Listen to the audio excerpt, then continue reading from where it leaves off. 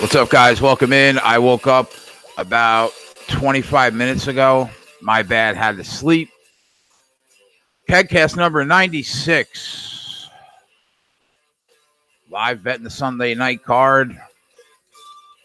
And away we go. I have no action today except I threw a half unit on NASCAR on Clint Boyer at 14-1 and Martin Truex Jr. at 5.5-1. Other than that, I have not bet anything today. So I'm sure everybody's got a bunch of baseball action that I'm going to hop on, but haven't bet anything yet. I would imagine the guys will join me at some point. This is the 32nd hour of this show this week. So we should be close to 40 by the time it's done. Oh, Ant's with us already. What's up, Ant?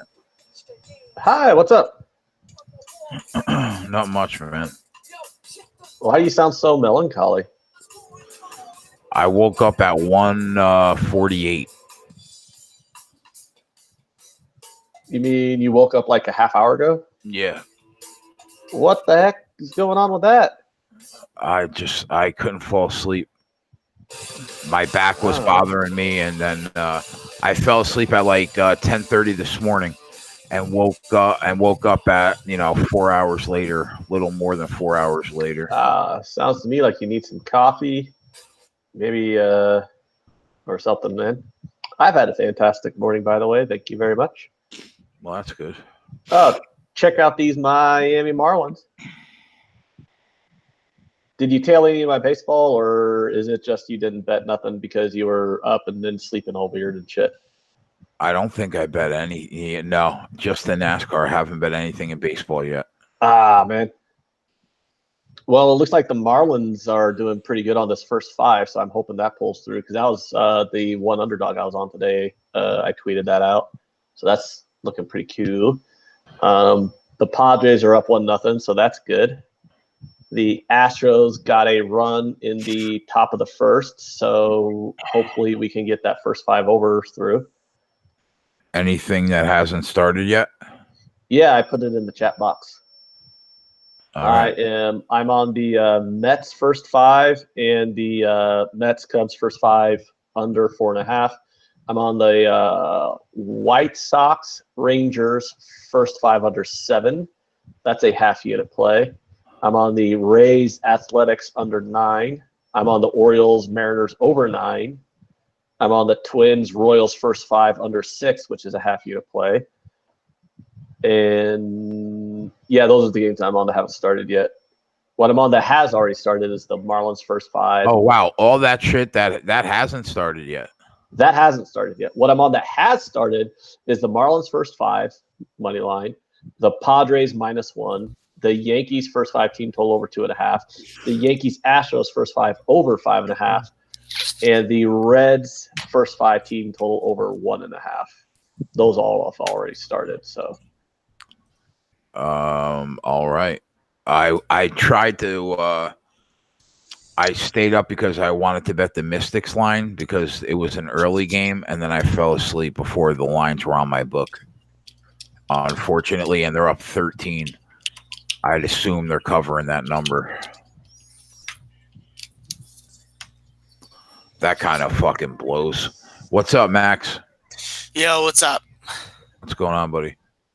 Nothing. Just fucking doing my withdrawal from that Artem Lobov fight last night. Why? The plus 175 casher. Oh, you bet it. Good. Yeah, I made fucking 175, so I'm just fucking withdrawing that right now. Nice. Glad somebody was able to bet it. Yeah, that was a really nice call by Nick. How'd you do on the rest of the card? I made about a little under 2 units on the night. And so after that first fight, it was just like a break even. yeah, I told everybody to bet the Lobov fight if they could, and I couldn't, and that was it, unfortunately. True. How's Hey, it going, Max? Ann, how you doing, bro? I'm doing fantastic. I had a great morning. Yeah, definitely want to show. I shouted you out yesterday, but that Baltimore team total over the first 5 was just like fucking pudding in my fucking mouth, bro. It was fucking wonderful. I'm glad you bet. One of the bets that I've won because I'm actually down like 8 units in baseball this last week, which is kind of depressing. But it brings my season total to only up 20. God, I can't remember the exact number. I had the exact number this morning. I'm either up like 22 or 23 units, somewhere around there for the season. But because I've lost 8 units over the last week, so that's been kind of annoying me.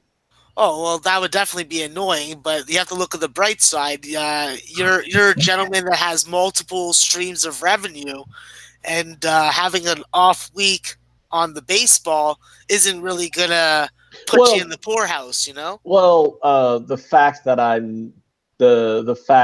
went like 10-1 or 11-1 or whatever it was on betting the College World Series unders didn't exactly hurt my. Oh well, my there you week. go. You supplemented those losses right there. Yeah, pretty much. Yeah, that last Louisville game, that was nice. Also, I got on that and I thought of you. I was like, Ant, getting through to my fucking thick skull. Love it. Well, I also took Michigan to win it all at like plus 240 because I'm like, the thing with the College World Series, it's not just unders, but take underdogs because they're, there's too much variance with these college kids. There's just so much variance involved with these college kids because they're so bad at playing defense. I mean, you can't really be laying these minus 200 lines that for some reason they'll put down there. So taking underdogs has also been pretty profitable during this College World Series as well. So I mean, they hit like 40 to 50% of the time, and you're making like money on that 40%. Yeah, I mean, you're getting like, I think Louisville closed at like plus 190 or something like that the other day when they beat Mississippi State. So that was pretty cool. Yeah, I'm the asshole that at the beginning of the Super Regionals said that fucking Michigan and Duke would get knocked the fuck out the first weekend. So. Well, you're half right. Yeah, but seeing Michigan keep on going, it's like stabbing me in the fucking like thigh over and over again. I'm just like, these guys need to get the fuck eliminated, but it's not happening. Why do you hate Michigan so much? Just because I went on a rant about their coach. He's not about their coach. He's not about abortions, so I have like a major problem with him. And it's like not about abortion. Yeah, he's against abortion, and I just yeah. Lots of people are against abortion. I know, but for him being in his situation and his prominent position, he needs to be a little more reserved with when he puts out those political statements, because like there's a lot of people that. Unfortunately, that's not his decision because he's never going to have a baby. So, not his body, not his decision. That's I know, but that's a very hot, fiery, emotional topic to be bringing up. I know. I shouldn't get into it. No, I shouldn't get into it. I was just on Twitter getting into it over the national debt with some people on Twitter earlier today, and then I got bored with the conversation, so I just stopped. Yeah, I've learned now that I can't get into those with people on Twitter. I'm actually going to stop talking to people on Twitter because every time I talk to somebody, I get fucking put on some sort of restriction. So. Oh God, yeah. I can't speak nicely to people over Twitter when they're critical of me. That's what I've learned about myself the last couple weeks. So I'm just using it to post stuff, and fucking I'll eventually start posting my picks when college basketball starts. Hey, Jay, since you didn't sleep at all today, did you have time to cap any of these vagina basketball games? There's 3 of them. There's the Sparks Mercury, the Sun Sky, and the Fever Storm. The Sun Sky, isn't the Sun a hell of a lot better than the Sky? That -5 seems. Is that they're short? They're 9-1. The Sky are like 5-3. They're the best team in the league. Yeah, definitely. The Connecticut Sun. So are you on anything or what's going on? Yeah, give me a minute and I'll look at them. I'm trying to bet some kind of baseball that hasn't started yet. That Orioles line is at 9.5 though. What's the juice? -120. Whoa. -120 on the over? Yeah. Oh my god, I buck fucked that line move last night then, didn't I? Holy shit. Guess so. Because I got it at 9 -110. Hey Max, can you mail Jay some yayo or something? Get him a little bit more energy. I think that you guys would have more access to that than us Canadians. We usually have to trade. We usually have to trade other drugs to get the cocaine. No, that's incorrect. That's incorrect. The St. Lawrence River is one of the main trafficking ports in the north. So I'm just busting Jay's balls. The first 5 line isn't 7; it's 6.5 now. Hollywood could fucking send Jay some cocaine. Hold on. The first 5 line on which game? Rangers. Oh, well, that's probably because the 7's way too high. Let me look what I'm looking. Let me look at the line where it's at now on my book. See if it's still at the -105. Oh, wow, it is 6.5. -105 isn't bad. Let me look at the juice that I had on the 7. Oh, I had -115 on the under 7, so -105 on under 6.5 is that's not. I mean, it's a little bit borderline. I mean, it's up to people if they want to take it or not. I still think that's just a very high first 5 line to be having. I mean, the Minnesota game started, and once it starts, I can bet the money line or the run line in the first 5, but they take the total off the board. So I can't bet that. Yeah. And is there any value on taking the Red Sox if you think that Marcus Stroman is going to go like 6 or 7 innings and then the bullpen's going to get it turned over to? Oh, wow, that game's already in the 5th? Yeah, it's 2-0 for the Jays. +165, down 2 runs with 4 innings left. I mean, I'd rather get like +200 if I'm going to bet a team that's down 2 runs. All right. When you're dealing with going into the bullpens, I definitely wouldn't lay that with the Blue Jays at this point, though. I think the Blue Jays right now, I'm looking at -225. But yeah, if I'm going to lay or if I'm going to bet a team that's down 2 runs live, which I do on multiple occasions, I want more than +165. Okay, so I'll leave it alone then. Yeah. I mean, because even though the Red Sox are obviously a much better team, they're still a decent underdog to win the game when they're down by 2 runs with 4 innings left to play. Yeah, and especially considering how yesterday's game ended, I can see some reverse magic happening. It just feels like that on a Sunday afternoon. And especially with the way that the Jays have been playing defense, if that Sun is as strong as the announcers are saying, that could cause some trouble some sort later in the game. But as of yet, the Jays haven't made any mistakes on any fly balls. I like to see the Yankees tee off on Verlander here. They're busy, but they're busy striking out in the inning. Are you guys on the Reds today? I'm on the Reds' first 5 team total over because it was really low. It was at 1.5, but they decided to hit into a double play. Because they're still on that big winning streak, right?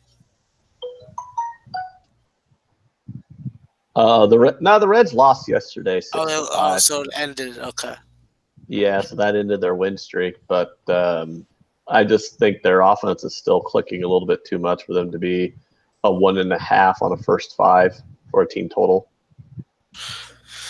Yeah, all right, I feel that. But nothing hurts that more than double plays. Grounding into double plays.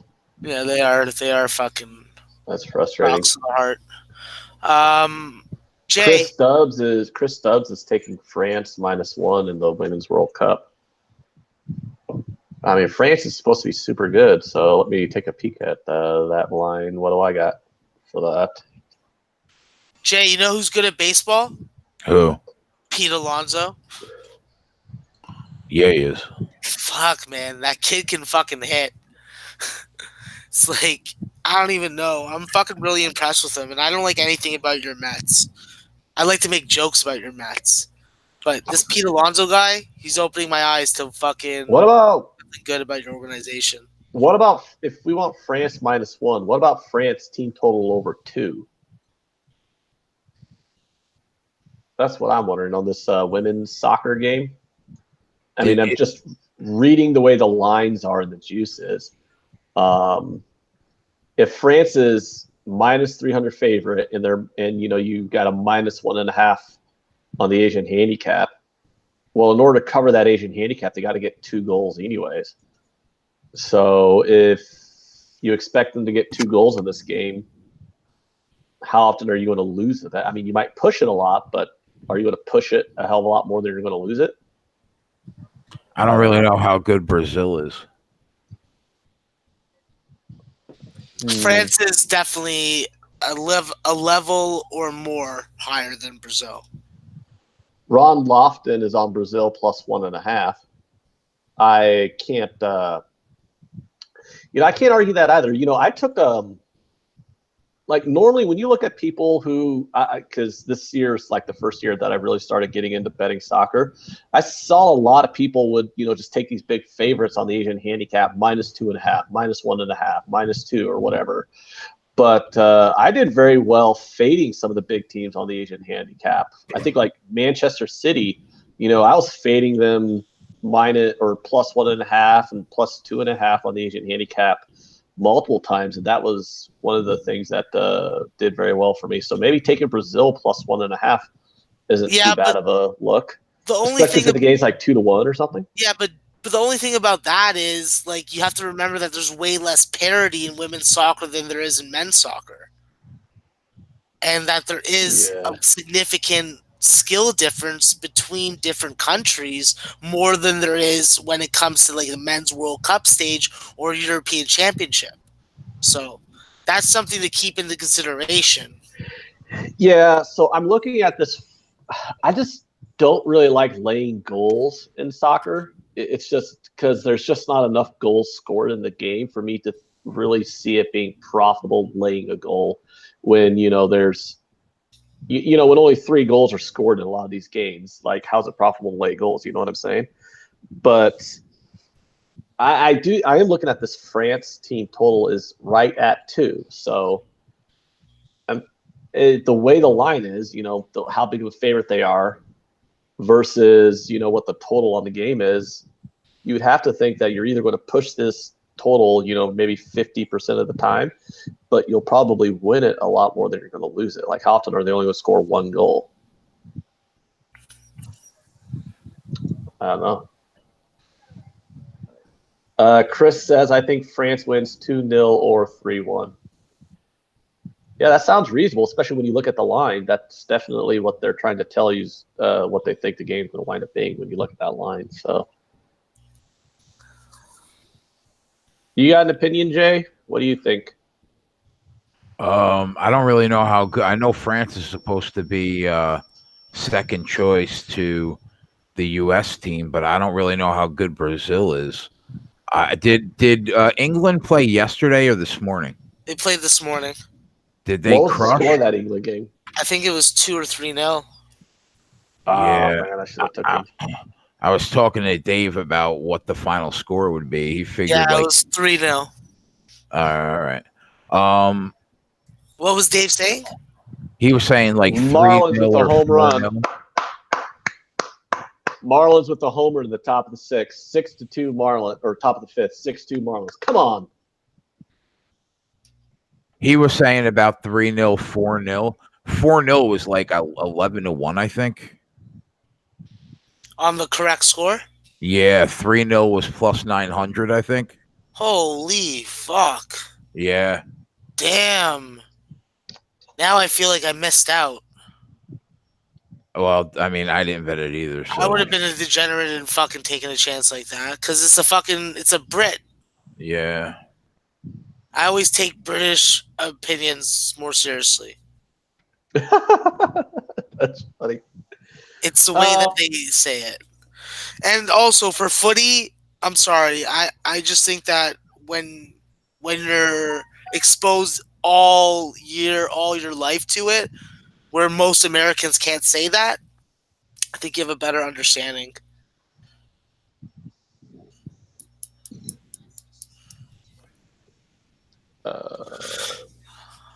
I'm watching safari videos right now and some lions sleeping. It's So very you bet anything today, Max? no. I think I want to just take this France team total over 2. I think at worst I push. Yo, last night was a motherfucking profitable night. Fucking at the bar, really busy. Even though it was gay pride, still was really busy. I was very happy. Nice. And what? Why would it be not busy during Pride? Because a lot of the people that come to my venue would be going to a pride event instead. Oh yeah. Okay. 'Cause I was about to say, like, Pride's usually just an excuse to do a lot of drugs and have a lot of random sex. True. Yeah, that's pretty much what I saw Jay last night on the bus.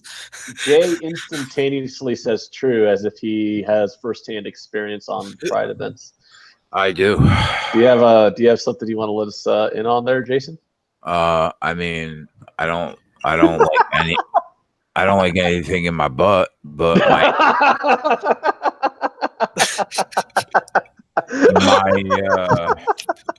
my ex girl would be at those pride events like constantly.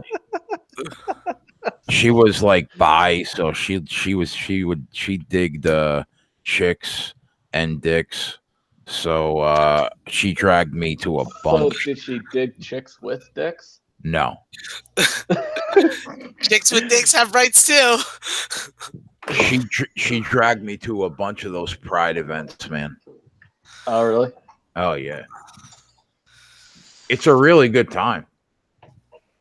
Yeah, it's a fun party and everyone's good tipping, so that's all why. right. There's the Astros get together another run, so it's 2-0 now. So we're one more run closer to this first 5 team total over. I've had some really good times. I'm not betting baseball today unless it's live, so you should sweep the board. Oh yeah, maybe you were just tailing me too much. I don't know. Is it? All the lines are worse than what you got them at. So I'll just if that we makes see me anything, feel good. Well, if I beat all those line moves, that's good. It's not really good for me though. So if we see anything live, I'll bet it then. Yeah, that's very true. So let's break down this NASCAR race so I can bet something on it. It's a road course, so it's not your normal just turn left. It's in Sonoma. Okay. And I took Truex at 6-1, and I took Clint Boyer at 14-1. Clint Boyer was fastest in final practice, and he had a decent consecutive lap average. So did Truex. So I took a shot. So Clint Boyer at 20-1 is good for you? Oh yeah, I got him at 14-1. So yeah, definitely. I am betting Clint Boyer at 20-1. And you said, what did you get Truex at? 6-1. Do you still like him at 5.5-1? Yeah. Nothing under like 5. I will take that. All right, how about this? Because I got these interesting little nuggets. I got Truex versus Kyle Busch. Truex -120, Kyle Busch -110.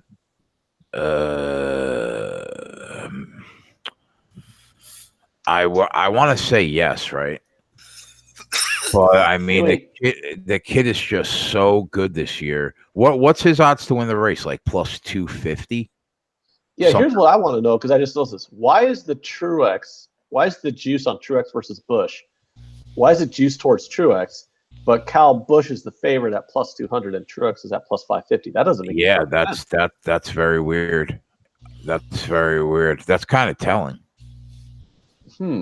That exactly. Yeah. Like, why is If Truex is if the market and the book, I don't know what it opened at, but if it opened at that, the book kind of feels like Truex has an advantage. He's a really good road course driver, but so is Kyle. They're both really good. They're starting in row 4 and 5, I think. I don't know. I think here's something that's telling. I didn't mean to cut you off, but how telling is this though? Because I got a big 3 wins. So you see those big 3, or like in golf, you'll see like the big 9 wins. You see those props. The big 3 is Martin Truex, Kyle Busch, Kevin Harvick, and Kyle Busch. No. Martin Truex, Kyle Busch, and the guy we're taking a shot on, Clint Boyer. Oh, really? Part of this. Clint Boyer is part of this good. big 3 bet. That makes me feel good. So Keselowski's 4-1, Elliott's 9-1, Kurt Busch is 9-1, Boyer's all the way down here at 20-1. There's like 9 guys ahead of Boyer on the outrights, but yet Boyer is in this big 3 bet with Truex Jr. and Kyle Busch. I guess I picked well pre-race at least. I want to take a shot on Kyle Larson too, because he's a really good road course driver and he's got the pole. But I don't know, man. Giggity. He's got a good last name too. Yeah, what are his odds? Larson is 12-1. He just always seems to fuck it up. So I have a question though. So we're on Truex and we're on Boyer on the outrights, but would betting this big 3 with Truex, Kyle Busch, and Boyer at minus 120 for a unit be like a good? I mean, that you're basically backing yourself up in case Kyle Busch wins, which is, I guess, never a bad idea because he's shitting on the entire sport right now. But I do think there are a couple drivers like Logano, Elliott, and Larson that have good chances to win the race also. So, I mean, I think I guess it's worth it to throw a half unit on it just because you got – well, no, it's probably not worth it. I mean, if you're going to bet a half unit, you would just throw it on Busch at that big plus price. You know what I mean? Yeah. Because I think there are 3 other drivers, like the other than the big 3 that your book said, I would think that Larson, Logano, and Elliott that would be my second big 3. Yeah. I think one of those 6 drivers wins. Yeah, but the problem is like once you start betting like 3, 4, 5, 6 drivers, then it's I get it. So that's why I would probably just leave it alone. I'll just take Truex and Boyer.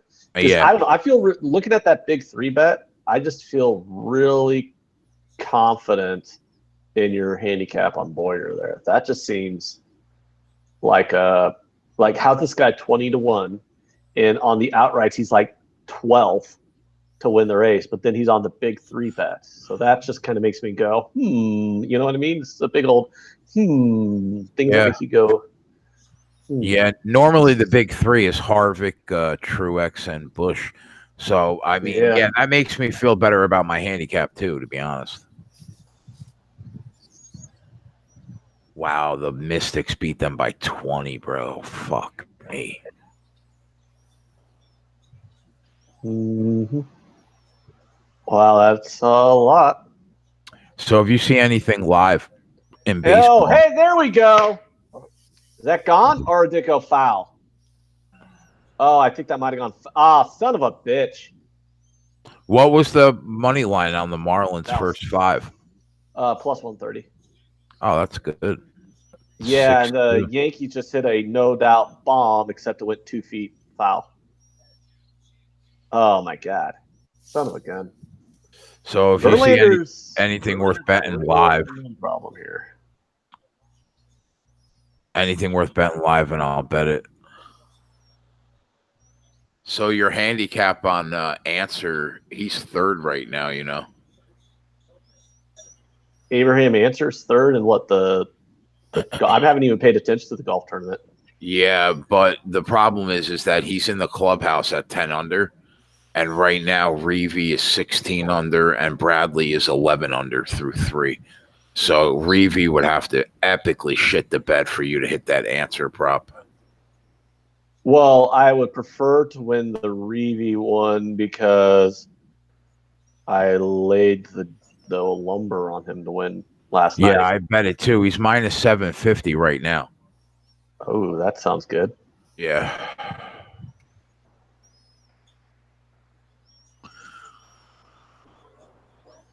Mm-hmm.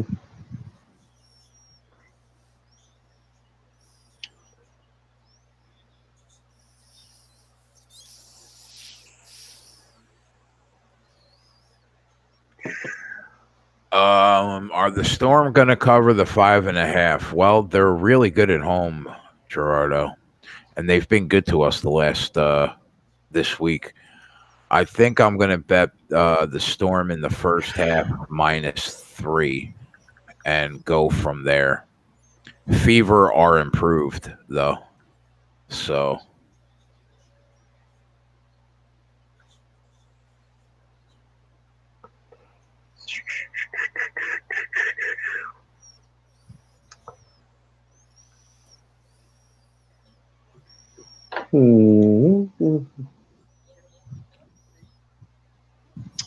Cody AV's laughing about Verlander. Okay. Cody, I don't get him going, Cody, please. Well, I don't understand why it's so hard to understand my position on him. I mean, he's not the best starting pitcher in baseball. I mean, that's not even a debate. Why not just lay the 250 with France? I mean, are they going to win? Like, if they're going to win, I'll just lay the 250. They should. That's what we're looking at. I mean, the favorites up until Dave tracked them were 33-3 in the Women's World Cup. I mean, you would think they win this today. Are we in a knockout stage now, Ant? I think so. Yeah. So there has to be a winner, right? I guess the tie is what. Yeah. That we're in the knockout stage because they're giving you lines for to advance and not to advance. So you're in like a knockout stage. Yeah, so the tie would be what at the end of regulation, like before it goes to penalty kicks? Yeah, it's all about regulation. Yeah.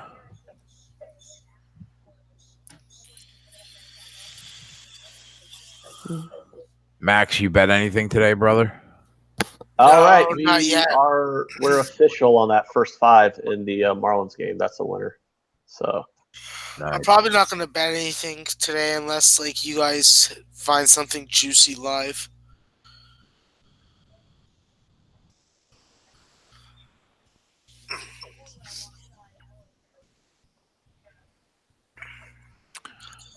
Chicago Sky are improved, but I just don't see him beating the Sun. Man, if these fucking Leafs don't sign fucking goddamn Mitch Marner, I'm going to fuck somebody up. Fucking traded Marlowe, got rid of his $6.5 million contract, or most of it. Now you better sign that motherfucking kid and stop fucking pissing me off. Fuck. are you fucking shit? Are you going to be okay there, Max? Yeah, I just can't stand this fucking like stalled contract negotiations. If Mitch wants to be here, sign a fucking contract. Kyle Dubas, do you want him to be here? Give him the fucking money. Simple as that. Oliver, I'm sorry. Oliver, I'm sorry. Come back here. Come back here. I'm sorry, Oliver. It's okay, baby. It's okay. Is Oliver scared that you're getting all worked up? Yeah. Pretty much. So, just a nice reassurance. Look into his eyes. See their pretty face. Yes, you're such a good boy. He doesn't make a fucking sound, that dog. Yeah, he barks when there's someone at the door, or when like there's noise in the hallway. And he goes Older after other dogs tend dogs. to be more quiet. Yeah, he goes after other dogs also. The Jays are up 5-0, Max. So I'm kind of glad you didn't take that live bet on this Red didn't Sox. bet that Red Sox. Yeah, I was just thinking that also.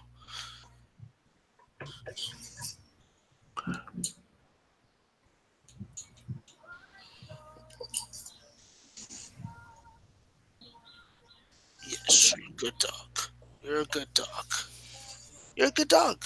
I know. Keegan Bradley's having a good round, 2 under through 4. He's 12 under now. Answer just birdied though, so he's 17 under now.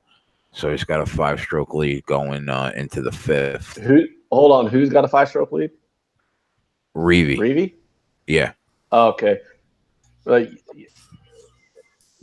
Because I'm not looking at it. You got to go. Reevy just birdied. He's got a 17 under. Because I'm like, I hear 17 under after you said somebody who wasn't Reevy, and that put me in a panic.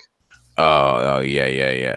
No, they're both through 5, right? Reevy is 1 under on the round, and Bradley's 2 under on the round. And he has a 5-stroke lead. Oh, God. Yeah, this is knock on wood, dude. Knock on wood. This is like a but like Suture the other day had a decent lead on everybody, and then he literally went bogey, double bogey to start the back 9 yesterday. Well, I think Reevy only has 2 bogeys the entire tournament. Yeah. He needs to just hold. He's minus 1,100 right now. I feel good about where we are. Well, I feel good about where we are too. I just get high anxiety when I lay a big number. Yeah, I hear you, man. The Padres tied it up though. That's good. It's 2-2 now in the Pirates-Padres game. Was there any Twatty action that you looked at, Jay?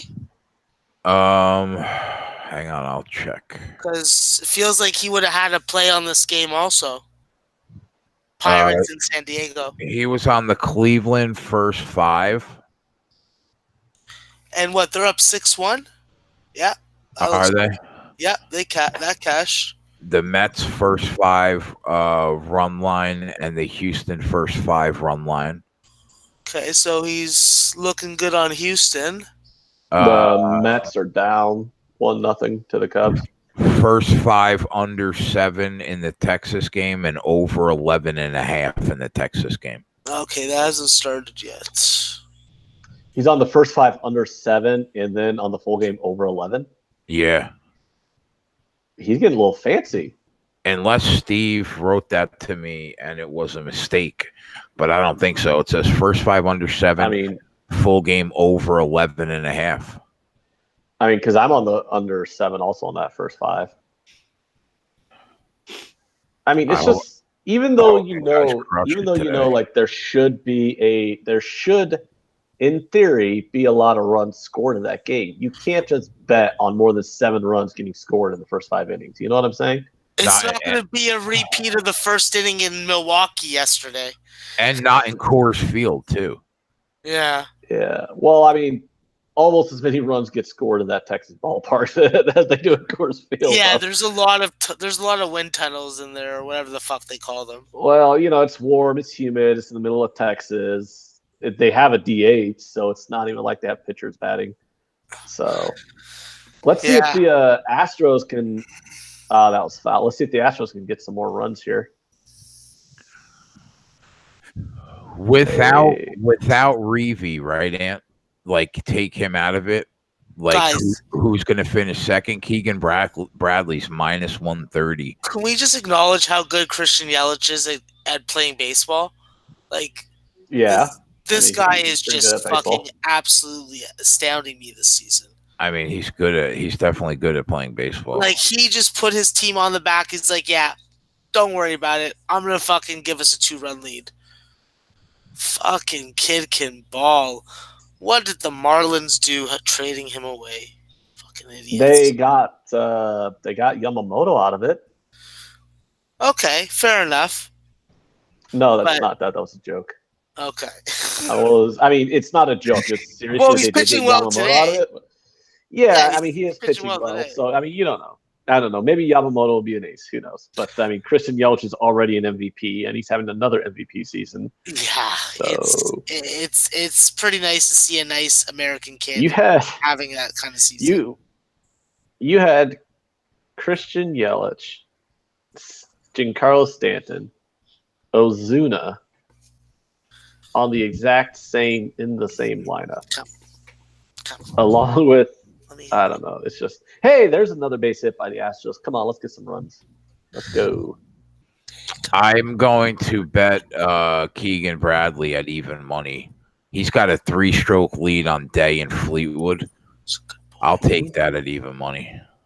All right, the Astros got 2 men on here, so maybe we can get a 3-run bomb, get a little bit closer to that first 5 over 5.5. It's a good boy. That'll make me happy. You're a good dog.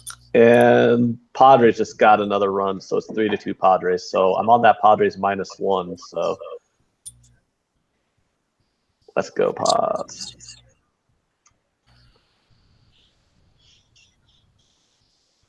Looks like your boyfriend Jacob deGrom just got a sacrifice bunt in this Cubs game. Yeah, I love him. I know you do. I think he's a good pitcher. I'm about to start cheating on him though with Pete Alonso soon. Damn straight you should be. Is it? That boy really, is a fucking wildfire. Is it really cheating on him with Pete Alonso when they're on the same team? Yeah, I think technically it's still cheating. Yeah. It's not like in the Dothraki horde. What about Rosario? Rosario's not that bad. I mean, he's not Pete Alonso, but I'm actually because Rosario's pretty average. I'm just bringing him up because he's. But you have to remember the best thing about Pete Alonso is the mustache. The mustache is what makes him great. It's no Mengden though. Yeah, it's but no it can be. Mengden's too fancy. He's like one of those aristocrats in the gangs of New York. No, Mengden is legit. That mustache is legit. Well, I think Pete Alonso's mustache is legit. It's the single-handed reason why he's good at baseball. The Astros with the bases loaded and nobody on. So I would really like a grand slam right here to get this first 5 over home. I guess Hap is having happy trouble. Oh, yeah, I knew that from the get-go. That's why I was going to take the Astros first 5 team total over, but the over 2.5 was juiced to like -135 at my book, and that was just too much juice to take. But the Yankees team total was at +110, so I liked that number on the Yankees. But the over 5.5 I liked either way because I figured I liked both pitchers to give up some runs here.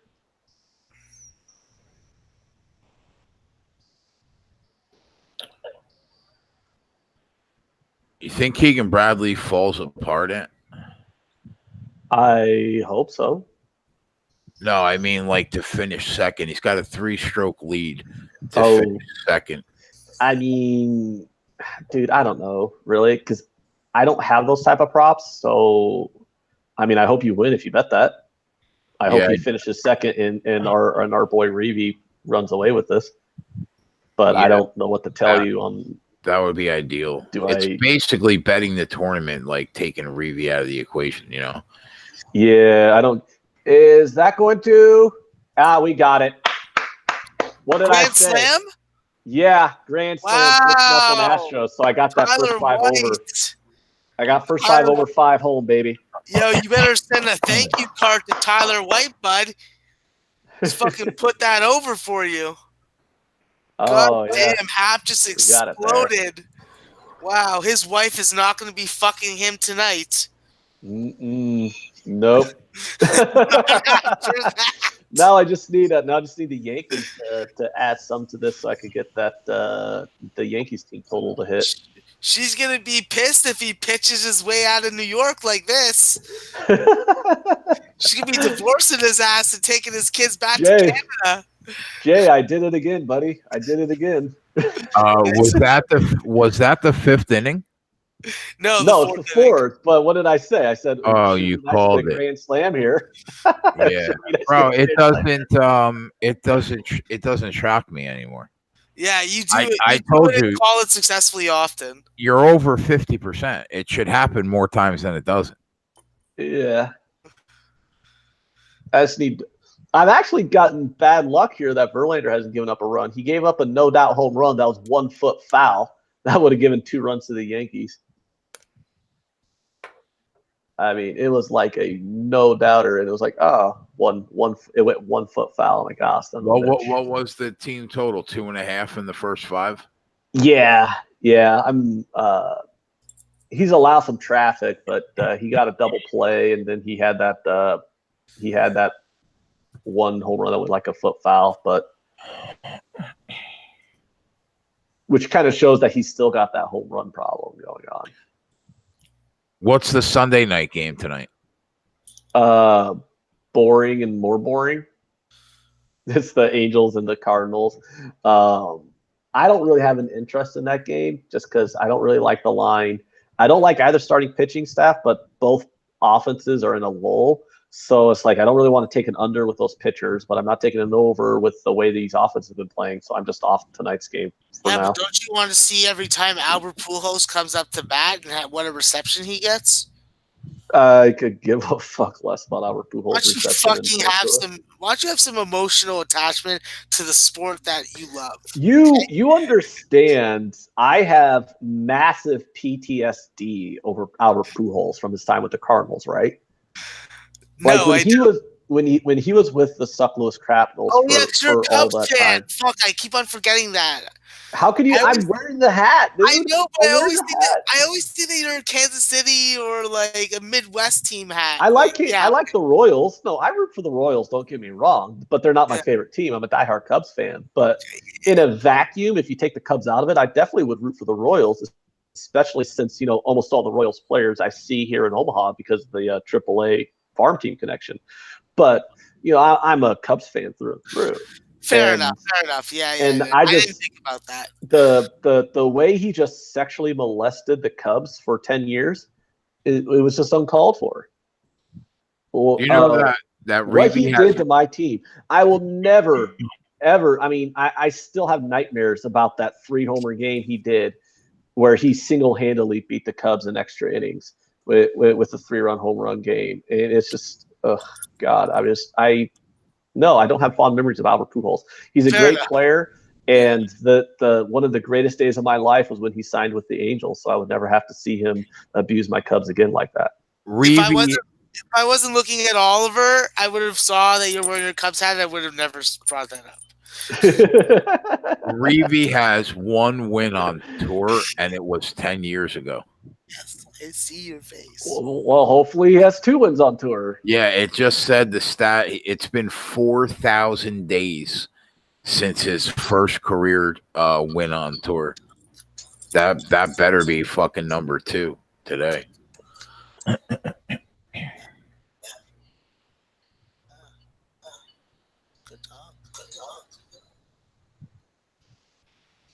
What's up, Viper? What's up, Adam? Sorry if I'm ignoring you guys. Cade. All the sharps were on the Astros was an easy play. They're not going to get swept, and I'm a Yankees fan. Well, I mean, yeah, I got to agree with the fact they're not going to get swept here. Happ is. No, I'm smoking. Pitching. I'm smoking. Stop. Happ is just very not good at pitching.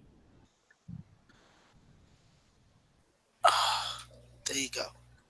Okay, what do you want? I mean, they still have Happ in this game. He's given up 4 runs in the top of this 4th. Has not recorded an out. He gave up that grand slam home run without recording an out. And the next guy got on base. There's still no outs in this 4th inning, and they still have Happ out there, and Altuve's at the plate. Altuve led the game off with a home run. Jesus. Happ is just imploded.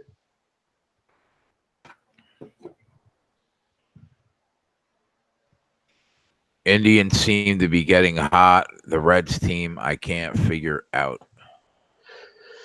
Yeah, you need the Indians to get hot. I'll tell you what. And they're up pretty big right now, although Detroit has the bases loaded.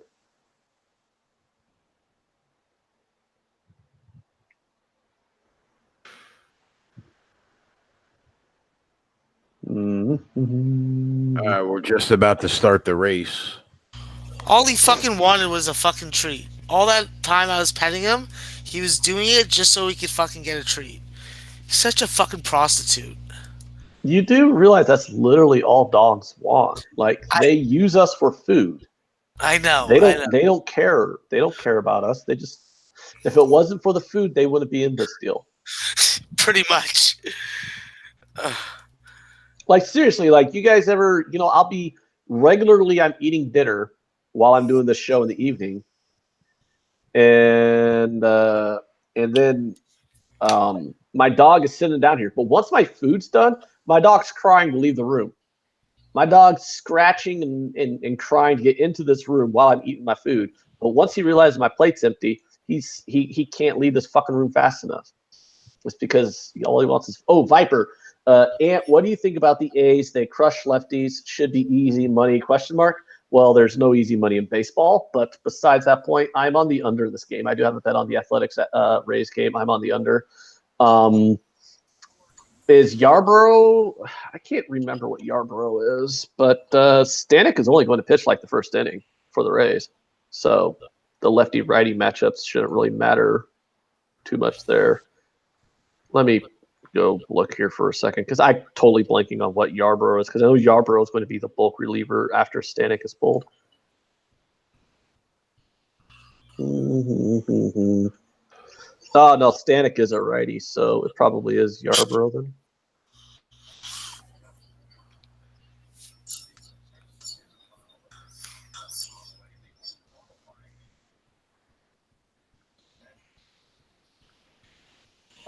Yeah, Yarbrough is a lefty. I don't know. I don't actually pay much credence to team-wide lefty-righty splits, to be honest. But I mean, I like the under here. Stanek is very good opening these games up, so he's going to hit that 1, 2, 3 of the lineup. Yarbrough's been pretty decent this year too, and the Rays hit a lot of ground balls. There's really nice thick grass there in the Athletics infield to make it easy for the Athletics defense. And Anderson is a ground ball pitcher. So, I mean, I just see things coming together for an under in this game, especially with a high total of 9. So that's what I'm on. I don't have anything on the money line.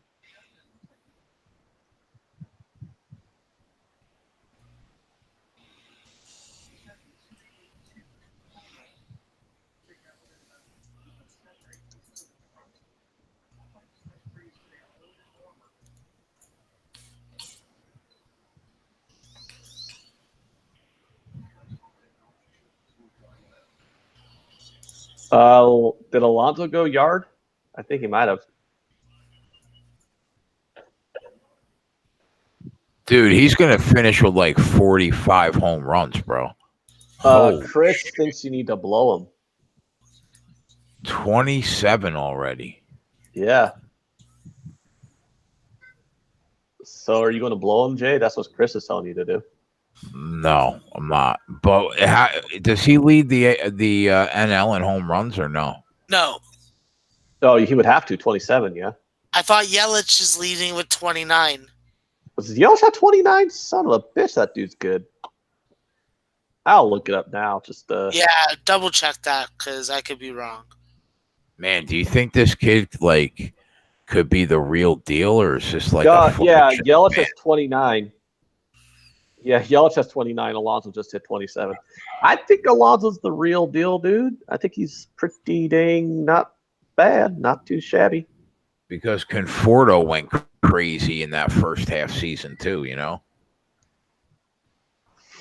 Yeah, but I mean, the dude's hitting for average. He's hitting over 270, and he's hitting for power.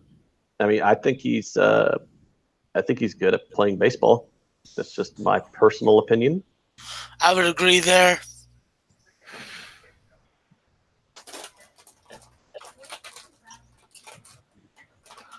That's not a bad young trio, though. Him, Conforto, and Rosario. Yeah, but they need to hurry up Amen. because the Ooh. pitching you guys have ain't going to be there forever. Amen. So the fact that they can't win with the pitching and winning 3-1, 4-2 kind of games is actually kind of annoying. I'd be more upset about that. It's perplexing, to be honest with you. It's absolutely perplexing that they're not that their record isn't better than what it is. Because, like I was telling Jay, I think their ceiling is 91 wins this year. I think they have a really good ability to, especially with their starting pitching and some decent guys. But their issue is their depth. They don't really have any lineup depth, and they don't have much bullpen depth. So that's just a problem for them. Yeah, it's actually crazy. Frazier with a double here too. So it's like you got so much front of the line talent that all the teams and like probably 4/5 of the teams in Major League Baseball would be drooling to have that kind of shit. But yeah, I could definitely see 25 years from now, everybody looking back on this pitching staff and being like, how did they not win one chip? And with the division being so down this year, it's like, I don't know why management and ownership isn't putting some more freaking resources into it. The Nationals are making some noise now. Although that loss yesterday kind of just goes, what the fuck? But the Nationals have been charging these last few weeks. But I think Atlanta's look like they're about to say after the win yesterday, and they're up 2-0 now. So yeah, I still think that they're fraudulent front runners compared. Oh, the Braves. Compared to some of the other Yeah. National League teams, I just don't see a World Series berth coming out of the National League East. I agree with that 100% because I don't think none of the teams in the National League East none of them are complete. They either have a really good pitching staff but no lineup, or a really good lineup and no pitching staff. And none of them are complete teams. But you could also say that about the National League Central. I mean, you got a lot of pretty good teams, and the Reds just into a second double play in this first 5. So are you kidding me? Lead off single, and then a strikeout and a double play. Yeah, but you also have to take into consideration that there's probably more parity in the NL Central than there is in the other 2 NL divisions. So these guys are beating up on each other, and there's some deep-rooted parity doesn't necessarily mean that it's good. Sometimes you have parity because you have 3 mediocre teams. Okay, fair enough. I just see from a different perspective, though. I think the Cubs are the best team in the National League Central, but I would definitely say the Cubs are not even close to being the best team in the National League. That's the Dodgers, like by a mile. I think the Dodgers would have. But then who do you think is second? Behind the Dodgers? Yeah, behind the Dodgers. Oh, I would say, you got the Cubs, Brewers, Braves, and Phillies. And in theory, if they can get a bullpen, the Nationals all lumped together in like that little clump. But every single one of them has holes. Like the Braves just don't have consistent starting pitching or a bullpen. The Nationals have a trash fire bullpen. The Cubs bullpen's been pretty mediocre, and I'm not a huge fan of most of the Cubs starting pitching. The Brewers have no pitching whatsoever. So you have all that going on. And then the Mets, their issue is like the Mets in theory should be a good team, but they have no lineup depth. So it's like, yeah, they have a few guys in their lineup who can hit the ball real well, but outside of that, they have no depth beyond that. Yeah. I mean, the Dodgers are the only complete team in the National League. The Dodgers don't have any holes. They have starting pitching, they have the bullpen, and they have the lineup, and they got depth and all of that. So that's why the Dodgers, have won 68% of their games and are going to run away with the best record in the National League. You're going to have that's why I'm also feeling really good about my Dodgers to win the World Series prop or future, because in all honesty, I think I'd have to get pretty unlucky for them not to make the World Series. Or at least the Dodgers would have to be pretty unlucky not to make the World Series, because there's nobody in the National League who's as close as good as them. Now, if you want to talk about the American League, it's the Astros and Yankees, and then everybody else. You don't think Minnesota's going to be able to sustain what they've done so far this season? No, Minnesota's been adorable. It's really cute what they've done. They got really good hitting. Their lineup is, pretty good. Their lineup is not a joke, but they don't have the pitching to sustain it. And also just look at the records of the teams against teams with winning records. Minnesota is feasting on shit teams. Look at the record against shit teams. They're feasting on the bad teams. And then when they play good teams, they have a losing record. Look at the Yankees record against teams with winning records. They're like 17-9. Well, after this game, they'll be like 17-10. But, the Minnesota, you go, what's the hole in the Yankees? And you really don't have one. Upside, you could say, well, their starting pitching is probably their one weakness, but they still have a starting pitching staff that's got Maeda on it. CC Sabathia has been very serviceable this season. I mean, I'd say half is their weakness. Tanaka, not Maeda. Oh, did I say? Oh, I said Maeda. Yeah. Tanaka. Tanaka's very whatever. Sorry about that, but you know what I'm saying, though. I mean, yeah, no, and obviously they've shown how deep the organization is with how they've been able to plug up these injuries and keep on rolling. So, yeah, you got to see. Okay, the Yankees have done this year with like half their lineup on the injury list at the same time. Yeah, I mean they had over 25 WAR on the injury list at one time from 2008. They had the players from 2018. Their combined WAR was like 25, which is like the most WAR on the injury list at one time in the past 20 years. It's absolutely absurd, and they still managed to just keep on trucking. So, I mean, I said at the beginning of the year, I think the Yankees are the best team in baseball. You could say the Astros and the Dodgers are definitely up there with them. So, Astros, Yankees, Dodgers, I mean, they're all either 1 and 1A, you know what I'm saying? So the Dodgers have a clear path to the World Series because nobody's going to challenge them, I don't think. They're going to – nobody in the National League is going to be able to beat them in a 5-game or 7-game series. And then it's Yankees versus Astros, in my opinion. That seems, yeah. There's no one from the Central. Cleveland definitely doesn't have the same kind of team the last couple of years to make a big run.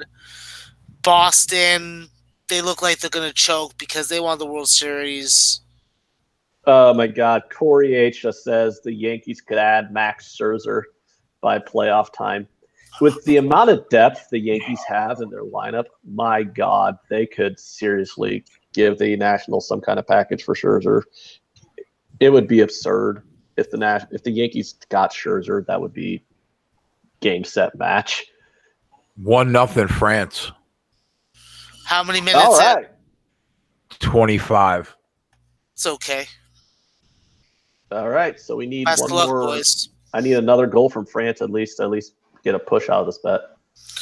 Yeah, I feel like Ant's going to get what he needs. That's for sure. Well, I prefer a win, but push is a push. I never get mad about a push on a bet. What you need, which means a win. Oh, cool. I would like a win. Yes.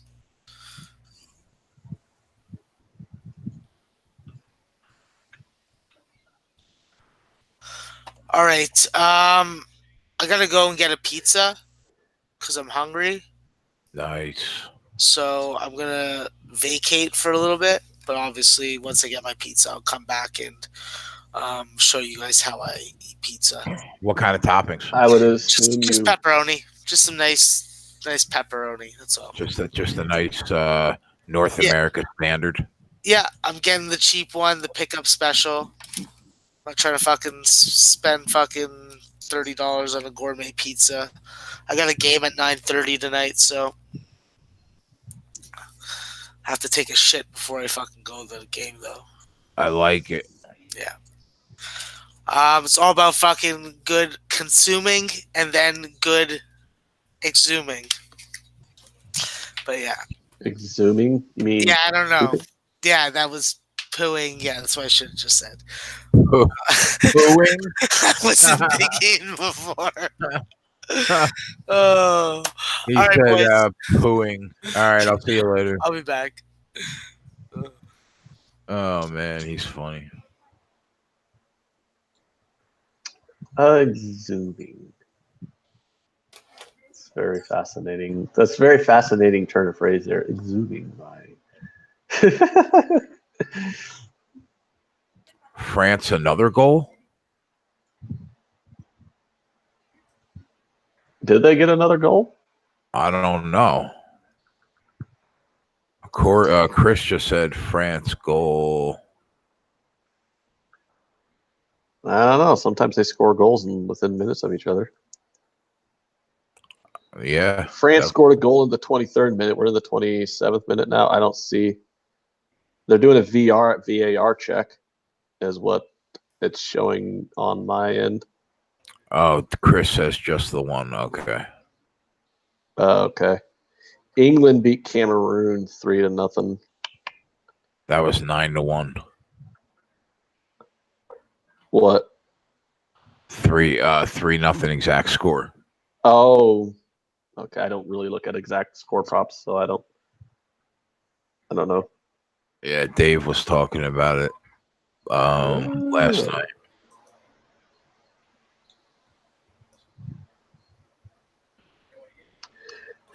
Damn, the Royals are up 5-1 on the Twins right now. Royals Crazy. seem like they're playing well lately. The funny thing is, like, they've been scrappy against the Twins. Yeah, definitely been scrappy.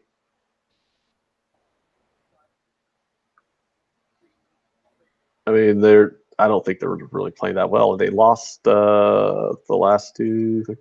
Oh, they look like they're playing well because they played Seattle, so everybody wins against Seattle right now. But I mean, they're doing all right. They're like 500 in their last 10. So there's that. Taking a look at some scores here. I need the Reds to wake up and get some damn runs at the top of this fifth. They took the goal off the board, the guys are saying. That sucks. Yeah, that would be why it's 1-1, or that would be why it's 1-0. So it's 1-1 in the end of the fourth in this Cubs Mets game. I have the Mets money line and on the first 5 and the under 4.5 on the first 5. So looks like I'm either going to push this probably. Like, or I'll either push the money line and win the under, or one of them. I'm not sure. We will see.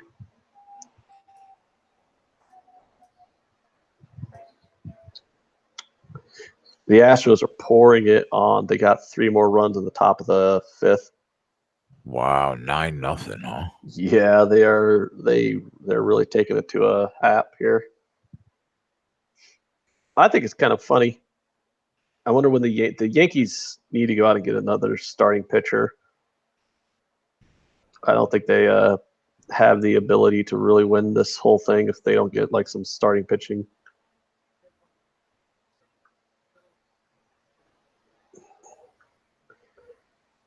So Reevy's still 5 up on Bradley through 6.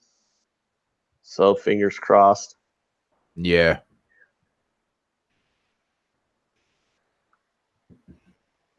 Yeah, that doesn't look bad right now. No, the only reason why I got anxiety over is because I laid a lot. You know what I'm saying? I don't know. Do you get anxiety over laying like minus what? Oh, it's 0-0. The goal got disallowed. Yeah, that's what I said. I thought there was a second goal that was disallowed. Why did it take them 5 minutes to disallow a goal? Not really. It's become kind of like second nature now. So I mean, I laid 1,080 to pick up 300. Cody's really hammering home this Verlander thing. I mean, he's not the best starting pitcher in baseball. I'm sorry. Get over it.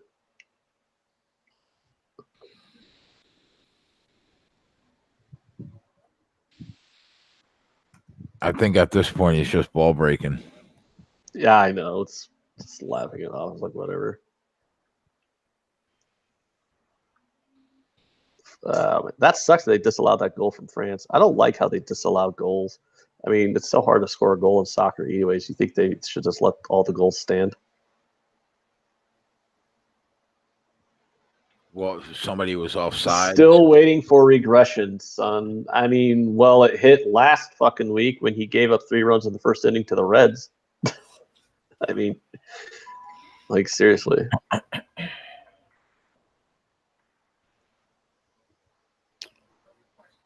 It is amazing how that guy just keeps getting older and older and is still performing at a high level. Oh, Verlander? Yeah.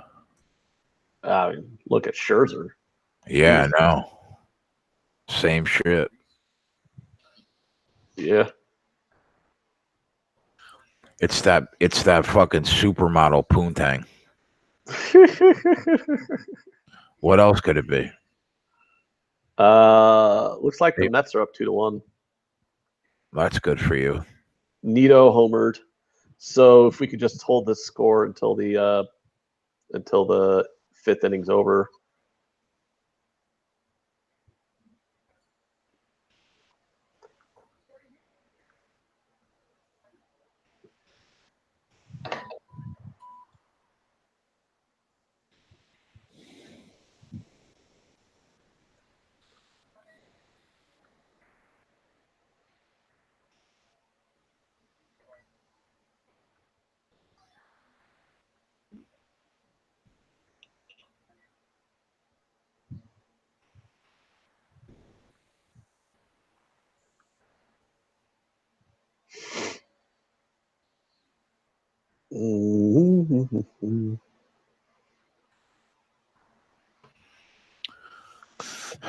So the WNBA, I bet a half unit on the Storm in the first half -3.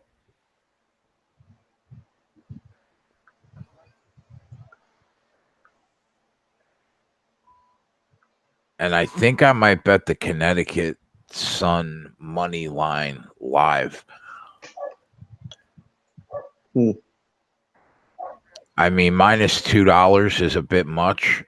I mean, it's really not a bit much. They're 9-1, and the Sky were like the 3rd worst team in the league last year, even though they've won 5 of their first 8.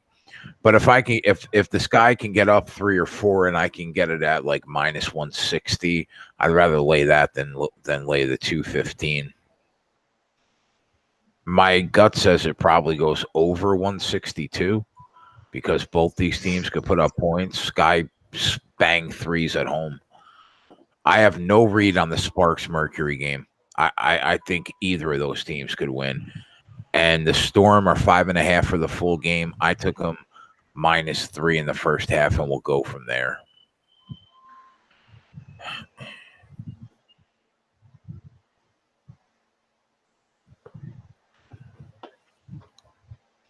Yeah, I tried to get on those Mets bets, but that first 5 total was off the board. Mets are up 3-1. Yeah. Oh, 3-1 now? Yeah. So what? They can't score now, right? That's it? Yeah, I would prefer no more runs, yes.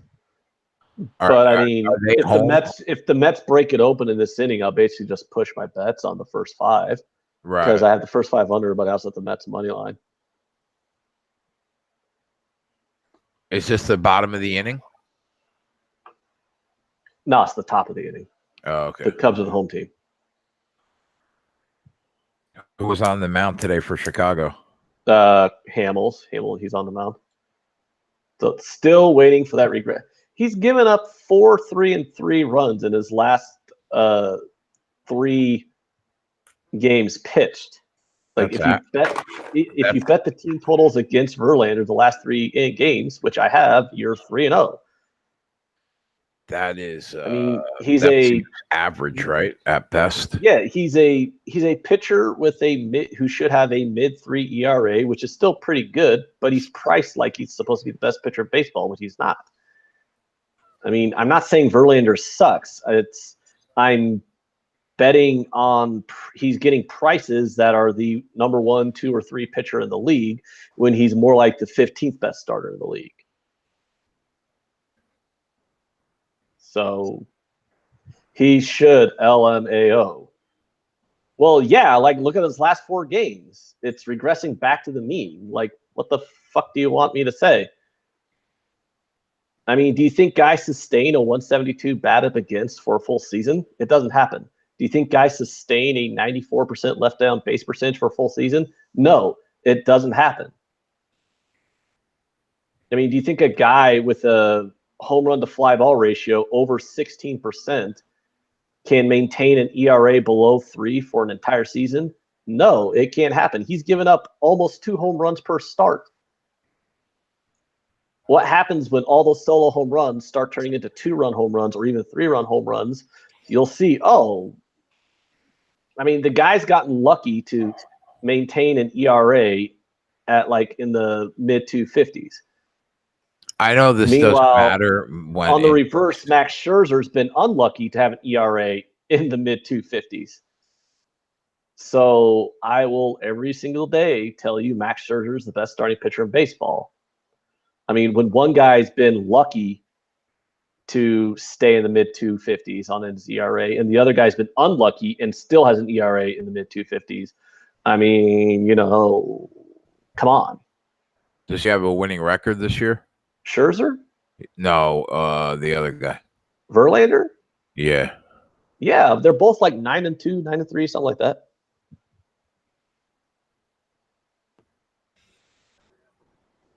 I know that doesn't mean anything. Oh, but starting pitching win-loss records is like the most absurd statistic to look at. I just wanted to know. Yeah.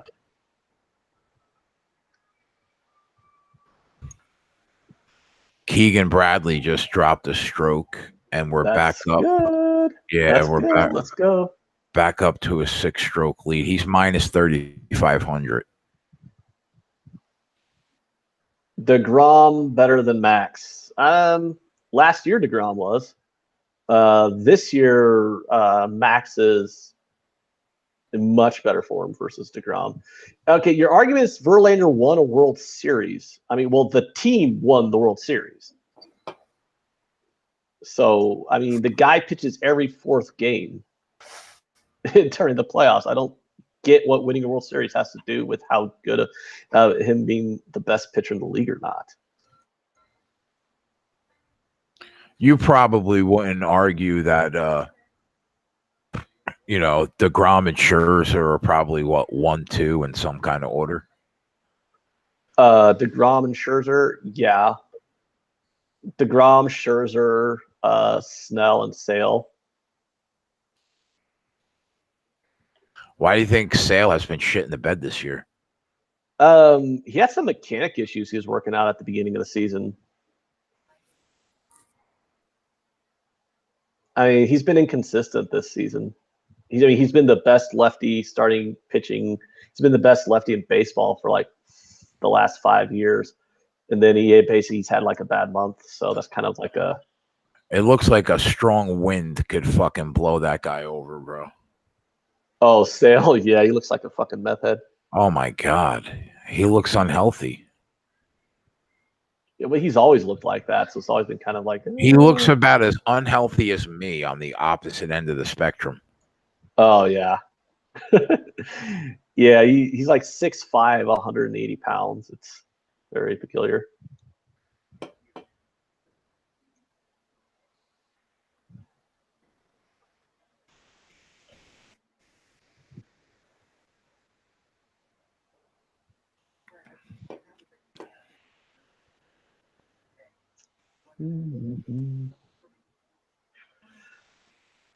So you got to make your biggest bet on this show the beginning of July when Amanda Nunes fights Holly Holmes. Really? I Yeah. was thinking, well, what's the line going to be? Right now, the line's minus 330. And I think it's only going to go up.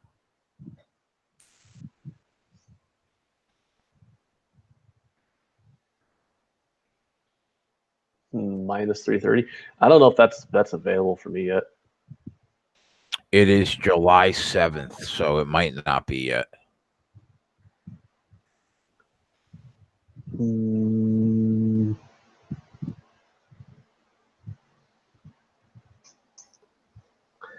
I need Hamels to get out of this inning without giving up any more damage.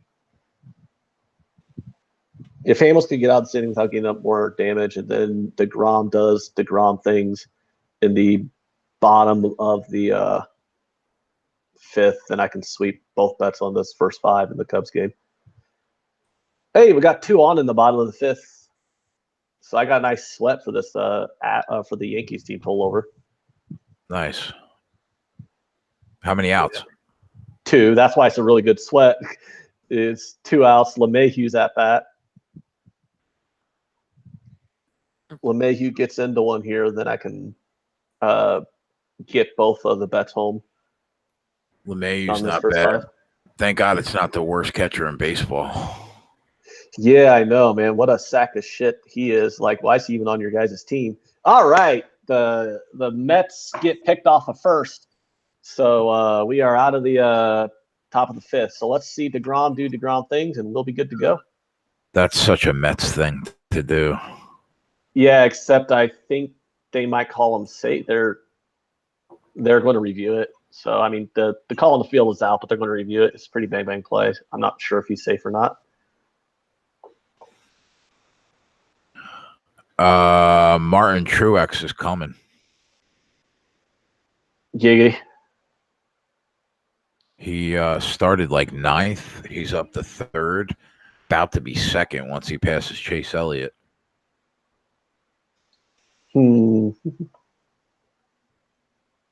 Oh, Viper makes an interesting point about Snell and Sale.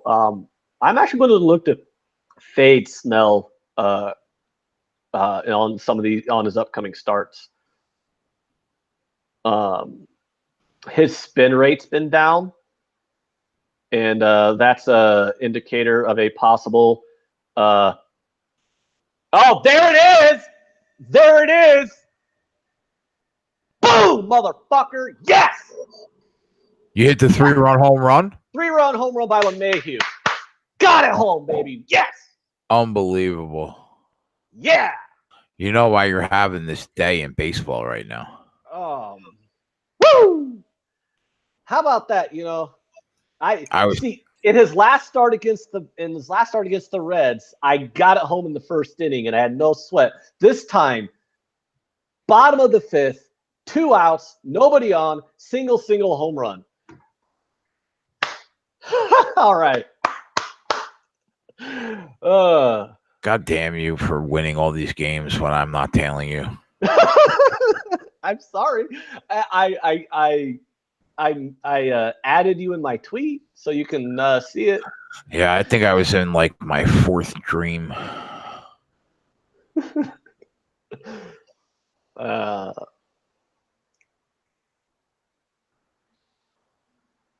Let me look at the chat. I'm still happy that you're winning. Corey DJ 3-run homer. Yeah, Corey, let's go. NW Banks, thanks, Ant. I haven't seen NW Banks in our chat before. Thanks for following us. Adam, because I'm not tailing him. Yeah, bro. Because, Yeah, me and you are the fucking jerk offs that went like 1-12 the last 3 days. Hey, I don't blame you guys though, because I know you only tail me and Matt in baseball, and both of us had a bad week at the exact same time. So I understand how that But you works. know what? I if I was up earlier, I probably would have tailed it. But then when I woke up late, I was like, "Fuck it, I'll just take the day off of baseball." And you're gonna crush it today, I know it. Well, I mean, I hope I do. I hope I do. I am holding on for dear life to get a push in this Minnesota KC first 5 under. So we'll see how that works out.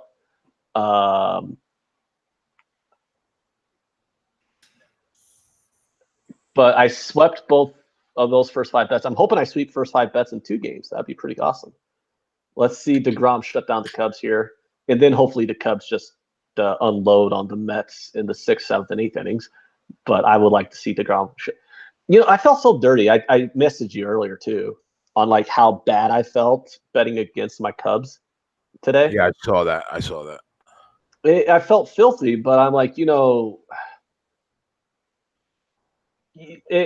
got to detach yourself from your favorite team sometimes. You know what I'm saying? When the value's there, you just got to say fuck it and detach yourself from the emotion of betting against your favorite team and just do what you got to do to make your money. You know what I'm saying?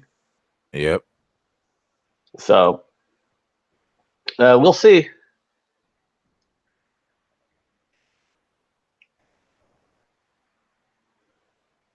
But I mean, like I said, that home run problem. He's got a home run problem, and what happens when those solo shots turn into 3-run shots? That's what happens. Unfortunately for him, though, Hap completely shit the bed from the get-go, and he had a 9-run lead to work with. But, come playoff time, if he still has his home run problem, he's not going to have a 9-run lead to work with when he gives up that 3-run dinger. So what's it, 9-3? Yeah, it's 9-3. So I would have taken the Astros first 5 team total over as well, but it was minus like 140. And that was just way too high. If I could have got over 2.5 at minus 120, I would have been on the first 5 over and both first 5 team total overs. But at minus 140, I mean, I can't bet any totals at that price. That just was way too expensive for me. But I thought the Astros were going to murk fucking Hap. So obviously that's why I took the over 5.5. Hey, Matt won that bet too, taking the Astros first 5 run line. Yeah. That was a no doubter. I should have got on that too.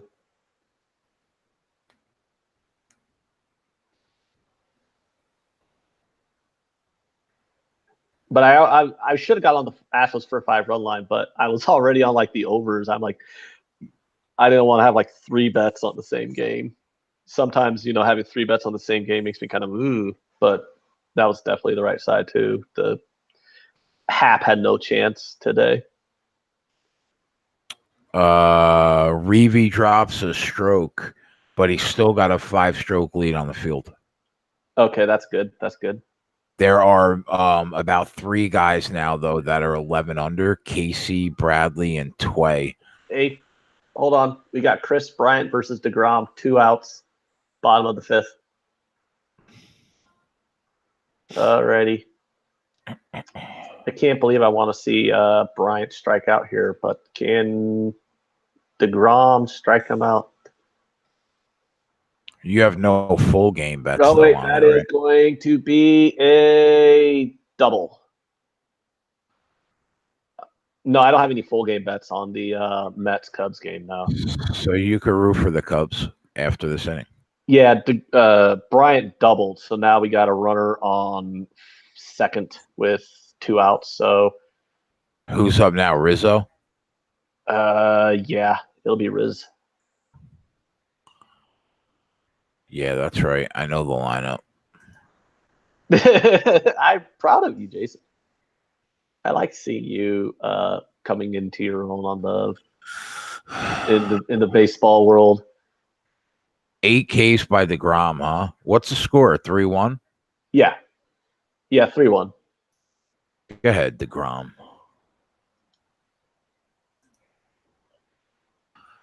Wow, that's bullshit that they took that goal off the board for France.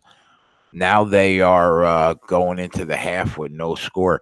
Imagine the people that had the first half full time France. That's a killer. Or the people who had France minus 0.75 goals in the first half. Yeah. Yeah, that was the first half. Asian handicap was minus 0.75. Oh man, that blows. Yep. I didn't. I took was the France team total over 2. So now I'm looking to just hope for a push, I guess. Yeah. It'd be kind of hard for them to get 3 goals in one half.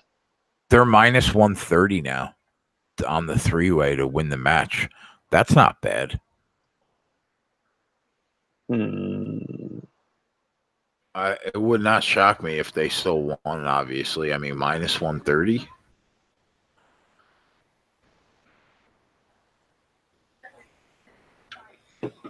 I could see them winning, yeah. You know, that might be like a good backup bet to get that. Now they're minus 110 at the half.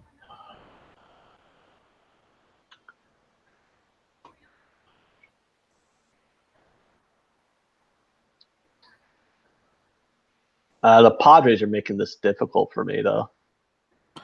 You see any live betting opportunities? There's some blowouts. What about the Padres plus 160 down a run in the 6th?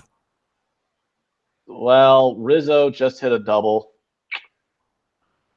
And no, he hit a single, tried stretching the double, so he's out. So I wind up winning the Mets' first 5 and losing the first 5 under 4.5. So why? Because that run counts before he gets tagged out. Yeah, that run count. The run scored before he got tagged out. Oh, that fucking sucks. Yeah, I mean, it doesn't suck as bad as him hitting a home run. Yeah.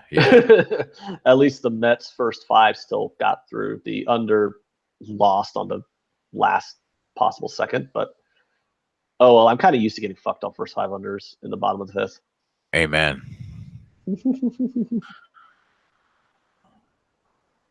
If you had a penny for every time that happened this year, you'd have like 20 cents. 20 cents, like 12, but yeah, I mean, it's happened more than it should. I'm going to go to the bathroom and get a snack and another beer. So I'll be back. You got it.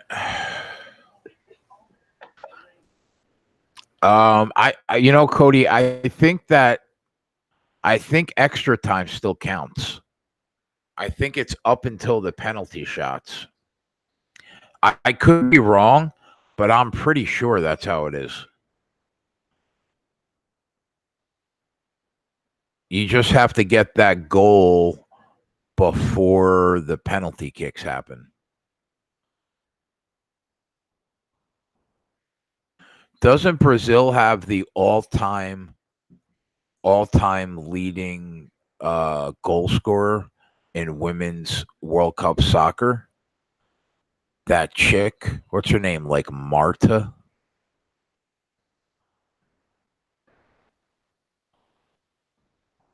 Oh, okay. Extra time doesn't count.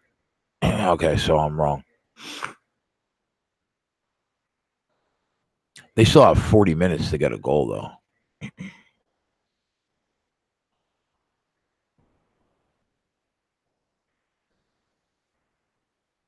I laid the minus 360 on Ches Reavie when he had a 6-stroke lead at the beginning of this round.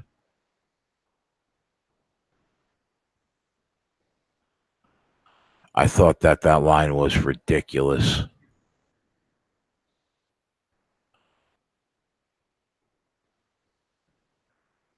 If you have a 6-stroke lead going into the last round, it should be a lot more than minus 360.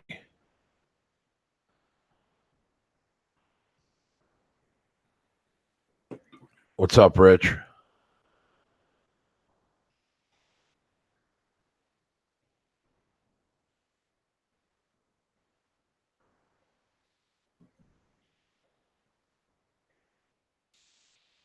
So I bet no baseball today, boys. That's why Ant is fucking murking it.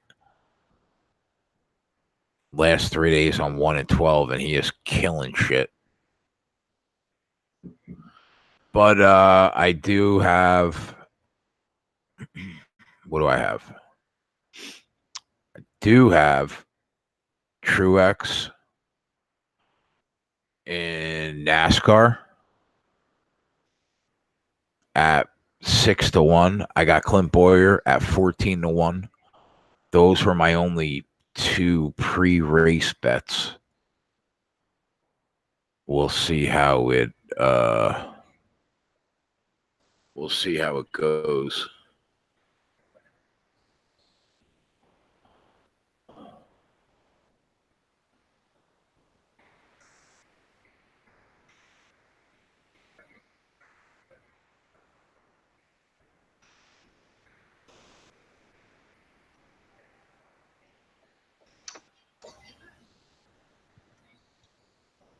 That was quick.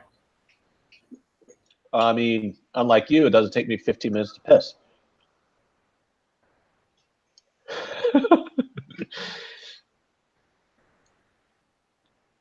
I don't know. It doesn't take you 15 minutes to pee. I think is your bathroom just like 3 stories above wherever you're at now? No. Because literally, like, my bathroom's outside that little door right there. My bathroom door's right there. So it's like, oh, yeah. Yeah, but then you were like, I'm going to go get a snack. So I figured you were going to be gone for like a snack right here. What do you got? What are you eating? Oh, cherry turnover. Oh, my God. That sounds delicious. It tastes how it sounds.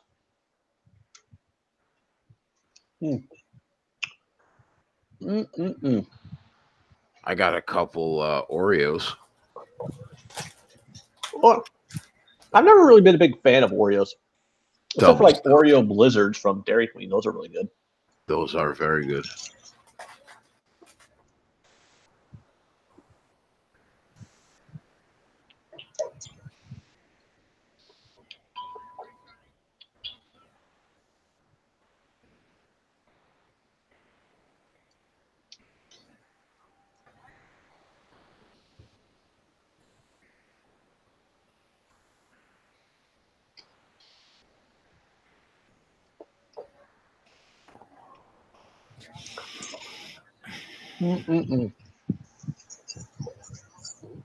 So are you watching the golf matchup? What's going on?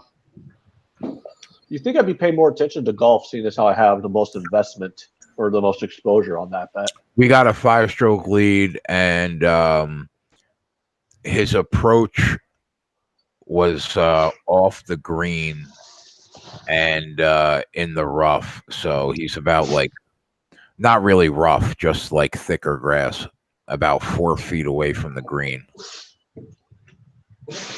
So he's going to chip up and then one putt par, basically, is what you're saying? Probably, yeah. He's even on the round, which we said is all that he really needed.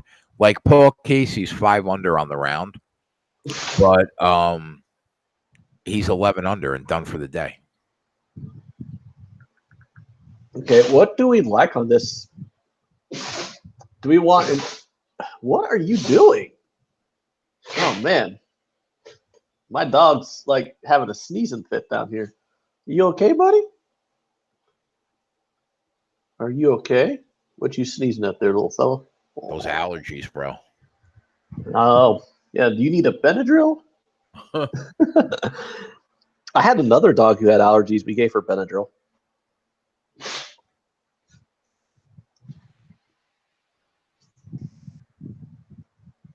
Oh wow, they made a Toyota Supra.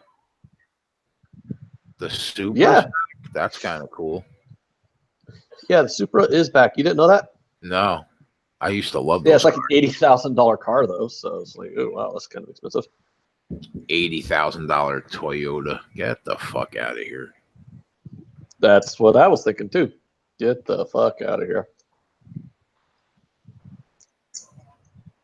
All right, so it looks like we're probably going to have a 5-stroke lead going into the back 9.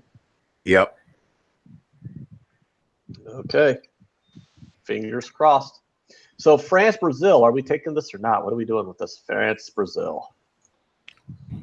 I didn't know that, but it's just until extra time. I thought extra time counted. Guys in the chat said it does not count. Extra time does not count. This is just for the regular time game. Like stoppage time counts, but not, if it's tied after stoppage time. Well, no, that's what I'm saying. That's what I mean. They're saying stoppage time doesn't count. No, stoppage time counts because that's part of the game.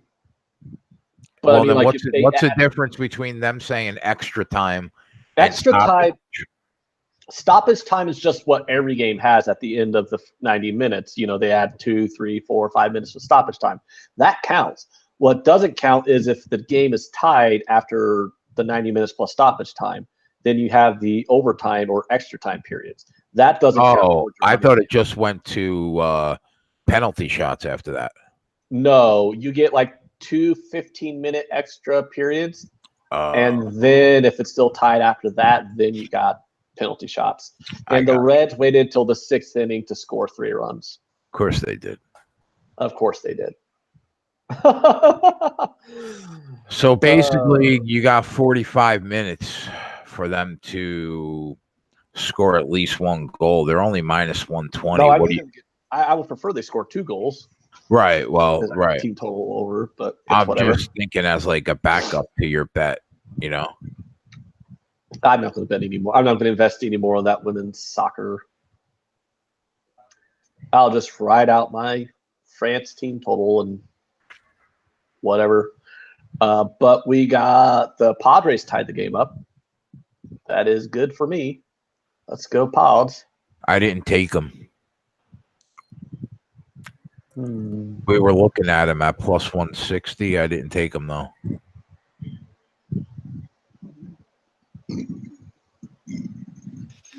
The Cubs are plus 120 down a run, but it's the 6th inning. I would think it would be a little bit more plus money than that. Yeah, I would think that too. Oh, we're in the bottom of the 5th in the Minnesota-Kansas City game with 2 outs. I have an opportunity to push. It's pretty funny when you're like spent 3 innings rooting for a push on a total because that's the best you can do. The Cubs just got a leadoff single, so let's see what that does to the line. Plus 110. The over/under is 8.5. I think that's a little high. Fucking allergies are wrecking me, man.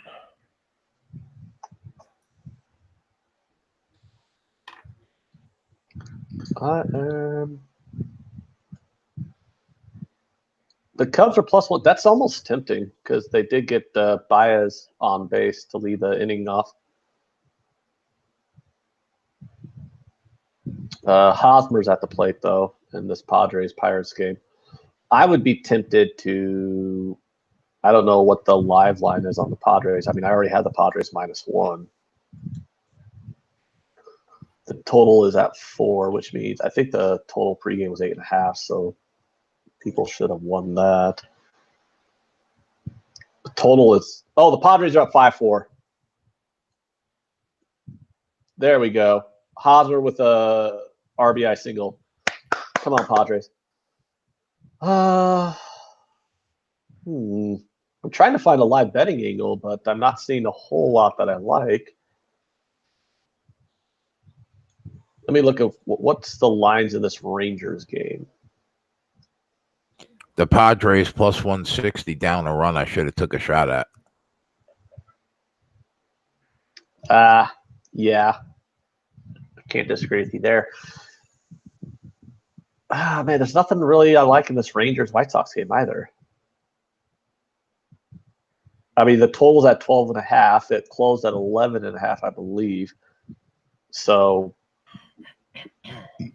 I don't know.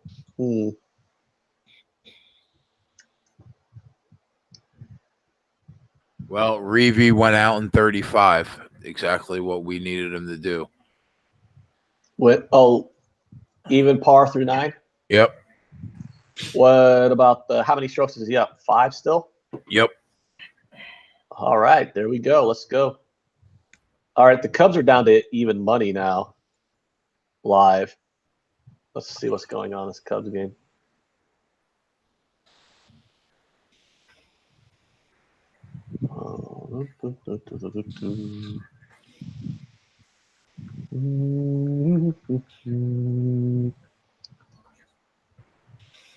Cody said, "Ant, what are you on the day in MLB so far?" Yeah, I know. I'm looking that up now.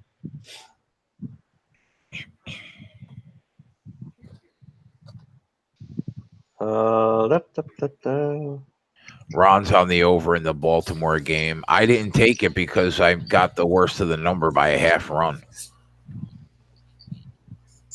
It went to 9.5. You got it at 9.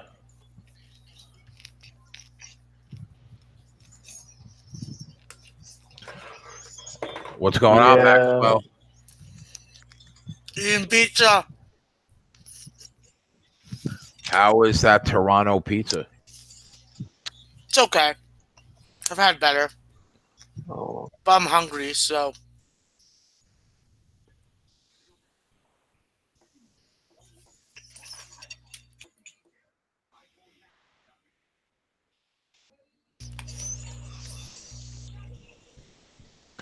Ant's murking shit right now.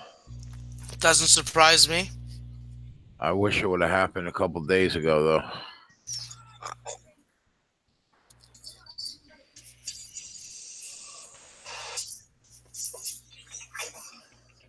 So Truex has the lead, and I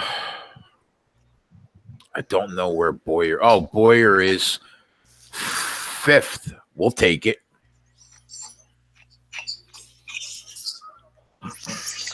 Looks like the Mets won that first 5. Go 20. Yeah, Ant had him too, but I think he ended up pushing because Rizzo drove in the one run to make it go over the first 5 total. So he ended up pushing on it, but he's doing really well basically in everything else. You could root for me to hit this 15-1 shot. In what, racing? Yeah, I got 6-1 who's winning the race, and 15-1 who is in 5th. How much time in the race though? A lot. Yeah. That's the thing I hate about betting on racing. It's just too long. So much shit can go wrong, Max. Like a fucking paper bag. Like a plastic bag. Exactly like a plastic bag. It's not a regular course though. It's kind of like Formula 1. It's a road course today. So it's an actual racing course. Yeah. Cool. Yeah, it's not a big circle where you turn left. Shout out Lewis Hamilton. That's our fucking race car driver. Oh yeah, is he really good? Mm-hmm. One of the best. Like, is NASCAR big in Canada? Yeah, it is. Oh yeah. Hey, I got that. No, not NASCAR. I mean, Formula One's big in Canada. Oh, okay. I got that push NASCAR, in that Twins Royals first 5. I was able to hold on for a push in that. That's under 6. So you haven't lost anything then, right? You only pushed. No, I lost the.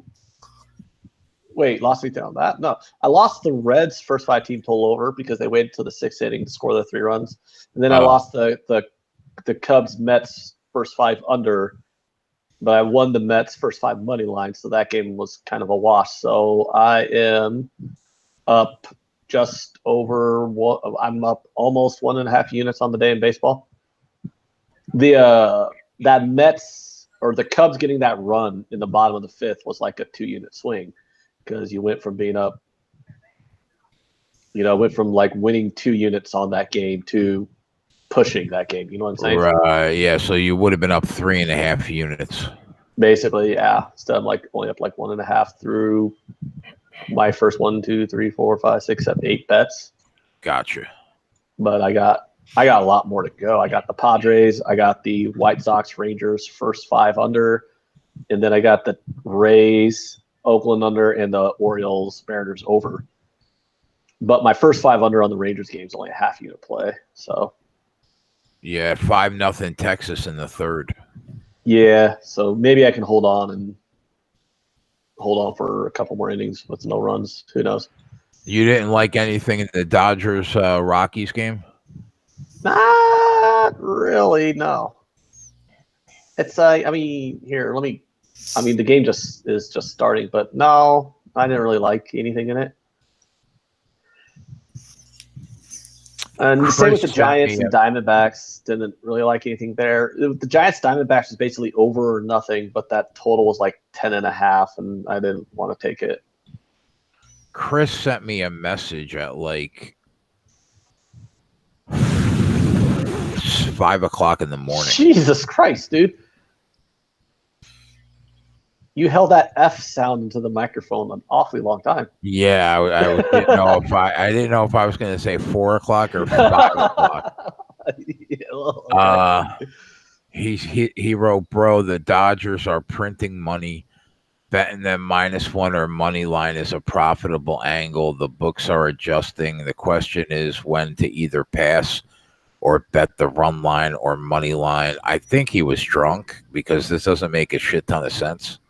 Well, I mean, he's saying it looks like the books are starting to adjust to the fact that the Dodgers are murking the entire National League, which I would say is not an inaccurate statement. I mean, because, at the beginning of the year, I bet the Dodgers a lot at the beginning of the for the first month and a half because I was getting like -160, -170, like pretty reasonable money lines on them. But I mean, they've been like -200 or above like the last several weeks. So obviously the books are adjusting. And so it's getting a little bit harder to take them at those prices. But at the same time, I'm not looking to fade them. So I've been passing a lot of Dodgers games the last couple of weeks when, like the first month and a half of the season, I bet the Dodgers pretty hard. You still got to lay like, what, 190 for these -1s? Oh, no, not really. Less than that? Yeah, but I mean, I'm not going to take them -1 if I think they're too juiced on the money line. Yeah, no, but that's what he said. He's been taking a lot of -1s. Yeah, I mean, I understand that, but you know how if I don't like a money line, then I'm not going to bet a run line or a -1 if I don't think the money line has value. Because if the money line doesn't have value, then none of the other outrights in that game have value. But I think the Dodgers, I'm kind of getting mad at the books because they caught on to the fact that Dodgers are really fucking good. So now they're just pricing them like that. It's getting frustrating.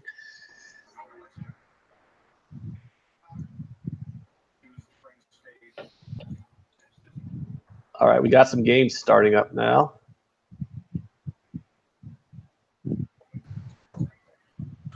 Kyle Busch is in third, about 4 seconds back of Truex in the lead.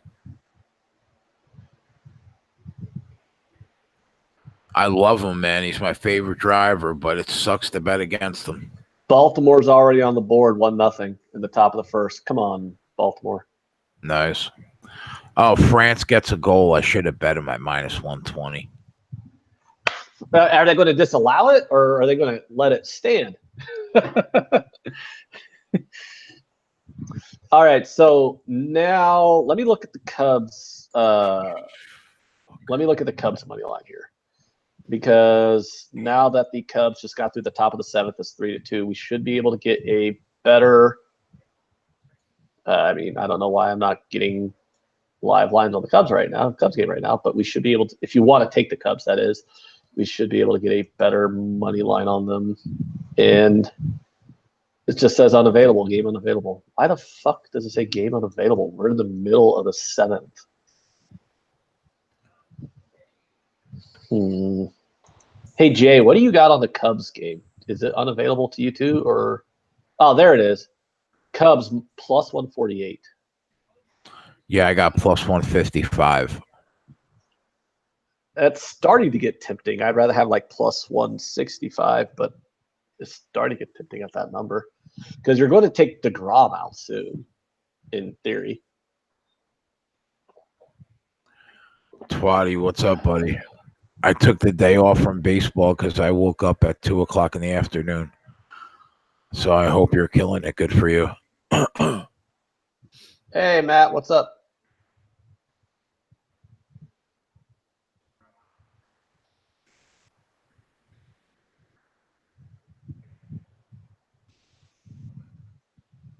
Dave, yeah, there's my guy. England won 3-0. Yeah, man, 9-1, bro. For that correct score that we could have got.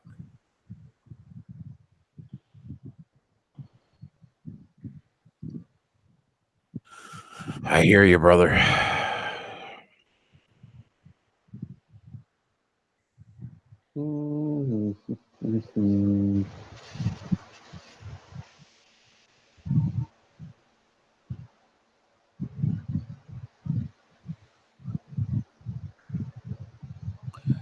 Yeah, I'm all right. If Reeve wins this golf tournament, I'll pick up 400 on the day so far. So I'll take it. Yeah, I'm invested mightily in the Reeve. Oh, Lugo. Okay, hold on. DeGrom's out of the game. No, Twatty. Like I put in about 32 I'm taking the hours. Cubs. Yeah, DeGrom's out of the game. I'm taking the Cubs at plus 150. I put in like 32 hours of the show, and then I was watching the fight tape every day. And my back was bothering me last night, so I just couldn't fall asleep.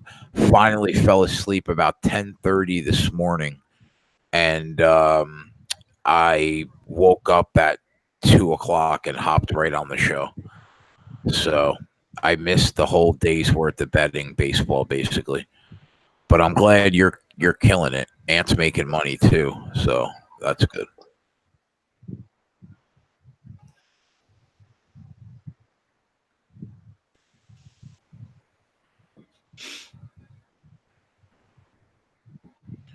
If Reeve wins this golf tournament, I'll pick up exactly $468.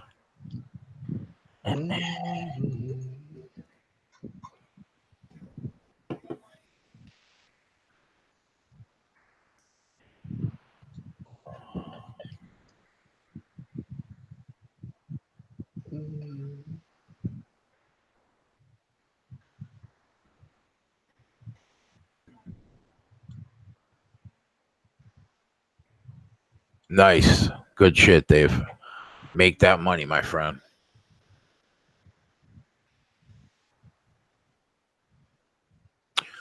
Well, I took the Storm in the first half, and I'm going to bet the Connecticut Sun money line live. I'm sorry, the Seattle Storm first half, and I'm going to bet the Connecticut Sun money line live. I got Truex at 6-1. He's winning. And I got Clint Boyer in the race at 14-1. He pitted early for strategy play, so he's back in the pack. But he'll shoot up the pack once they go to the pit. But I got Truex in the lead right now at 6-1. He's got a 2.5-second lead on the field, so it could be worse. We'll take it. It's early's though. It's early, but I literally did not bet a baseball bet all day. I'll.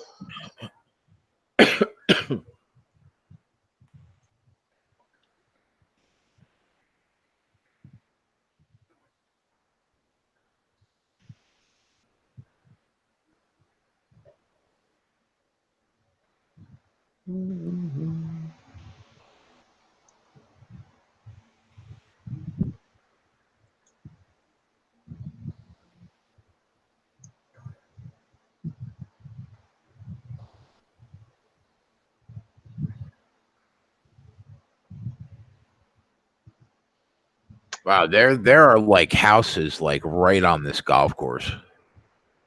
Yeah, Yeah, there's always houses on golf courses. but on these like big time golf courses where they play pro. Yeah, I mean, maybe not all. I don't know. I mean, every golf course I've played on, there's houses around it.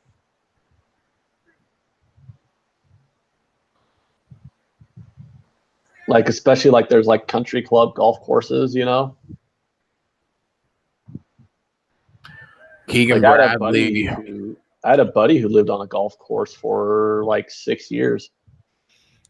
12 under, and he has about an 8-foot birdie shot to go to 13 under.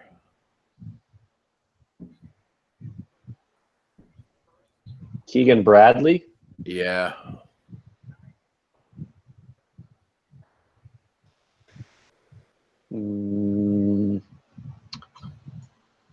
Let's see if the Cubs can get through here. You glossed over the fact that I took them live, so.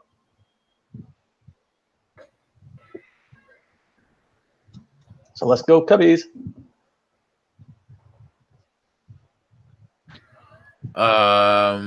Reevy's got about a 30-footer, maybe. For what? For birdie.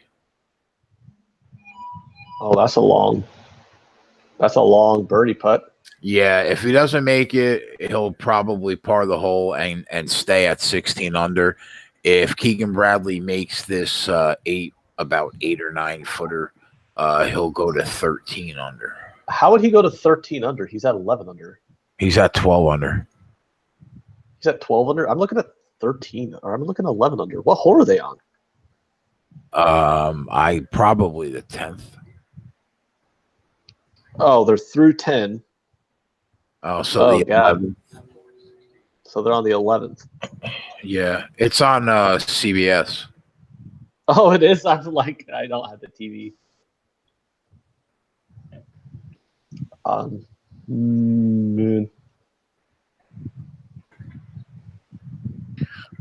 This collapse would be fucking epic. Don't say that, Jason. You're making me nervous. What's going on? Have they putted yet or what? No, they're walking to the green now. They just hit their it was a par 3. They just hit their shots to the green. So now they're walking down. Okay. Who the fuck is this Kevin Tway? A golfer. I've never heard of him in my life. I mean, in all fairness, there's a lot of golfers you haven't heard of. Yeah, but I mean, I know maybe 80. Kevin Tway is not one of them. Fair enough. I'm not overly familiar with him. I've just seen his name out there on leaderboards before, so I'm like, I recognize the name. Like most of the time, I recognize these guys' names. You know what I'm saying? Like even if I don't know them that well. Yeah. But I'll still be like, well, yeah, I've seen his name on leaderboards plenty of times. So like Tway's a guy, yeah, I recognize that name. Tway. That Suture guy though, who was leading like yesterday before he like shot 5 over in 3 holes. Yeah. I'd never heard of that guy before.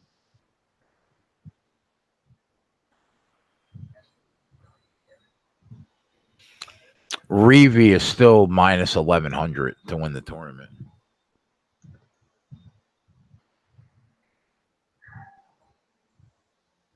Yeah. I'm watching this bottom of the first in this Rays game. Stanek needs to get out of this inning here for me.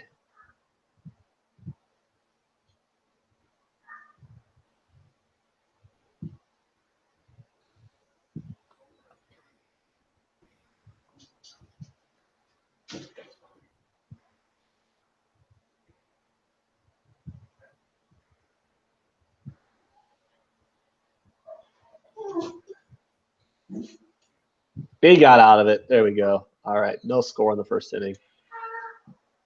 28 footer for Reevy. He leaves it about 1.5 feet short, 2 feet short. Well, 2 putt for par is what you want from 28 feet out. Yeah. Yeah, you just don't want them 3 putting. I mean, he just has to keep shooting even par, and I think we're good. As long as Bradley doesn't birdie this hole, we're okay. Yeah, it's about a 10-footer, I would say. That's not automatic. I mean, that's makeable, but that's not automatic either. Oh, yeah, definitely. Oh, crap. This dog figured out that I finished my snack. Now he wants out of the room. Oh, no, it's a 14-footer. I'm sorry. They actually have the make percentage, 25%. Oh, there you go. Good thing I didn't take France. Good shit, Cody. 1-1 Brazil. Oh, okay. He drills it. Oh, the putt? Yep. Shit. So he starts the back 9 birdies, 13 under, 3 back. Fuck. Reeve is now minus 750. I got to be honest, man. I'm still not worried. I mean, okay. I'm glad you're not worried. You better make this fucking 2-footer, though. I'll tell you that. Because then you're going to start to see shit getting thrown in this room. Yeah. All right, we're good. He made it so it's 16 under and 13 under through 11. Yep, we're going to 12. Alrighty. I need Bradley to bogey. How about that? Yeah, that would be good. Now Bradley's got a 2-stroke lead again on. I didn't bet him, though, when he was like even money.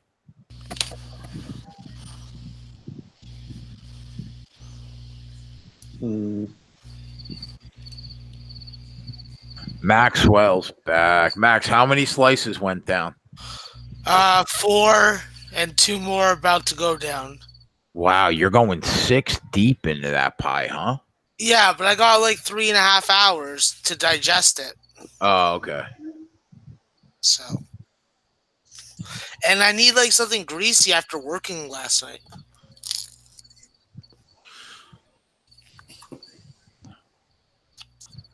Fucks with my equilibrium.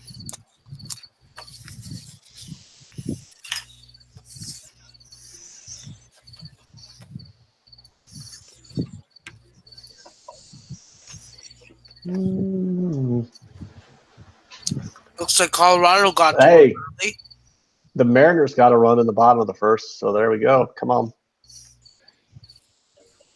Let's keep it up, baby. So France and Brazil tied at 1 in the 69th minute.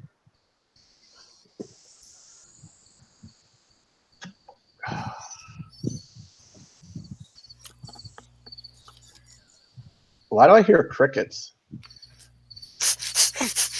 I hear crickets too. Why do I hear crickets?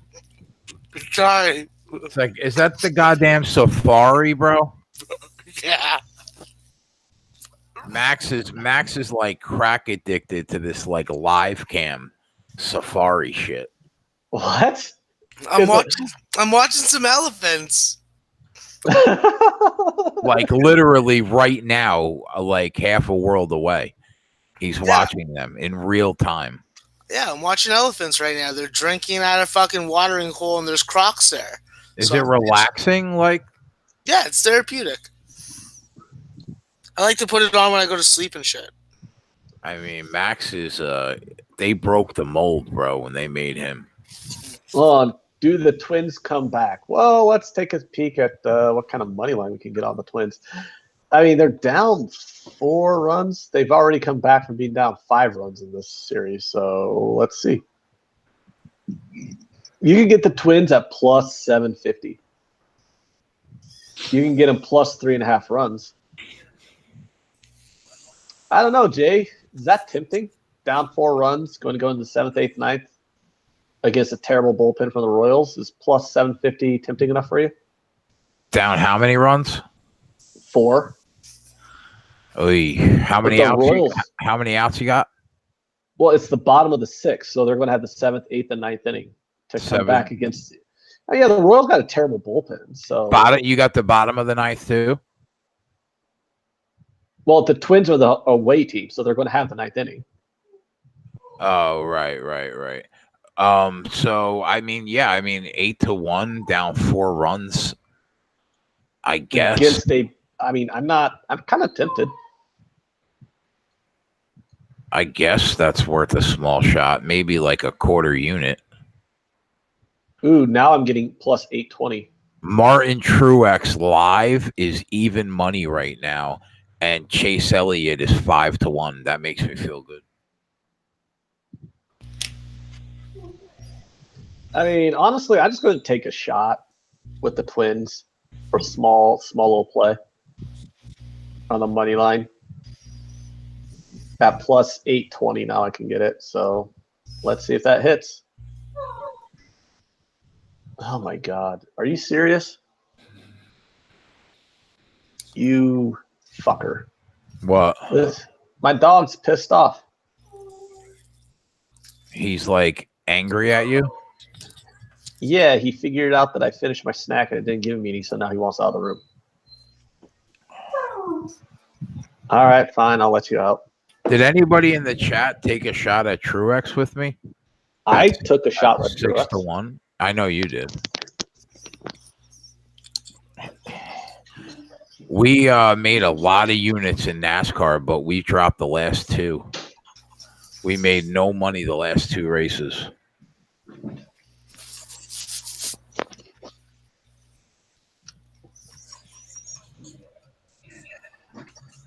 Alrighty.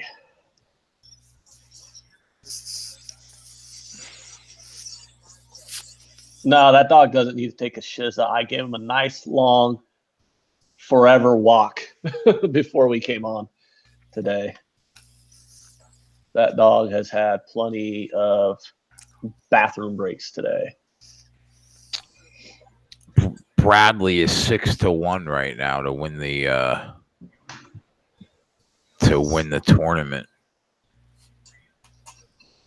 That sounds about right. If he's only 3 strokes back, which is kind of like, I prefer not to. And then you got that Kevin Tway is 4 strokes back, and then that's really all you have to worry about. When does Tway finish his round? He is through 13. Okay.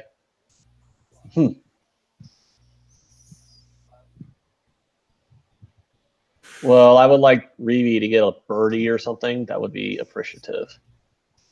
Sure would, Ant. Sure would.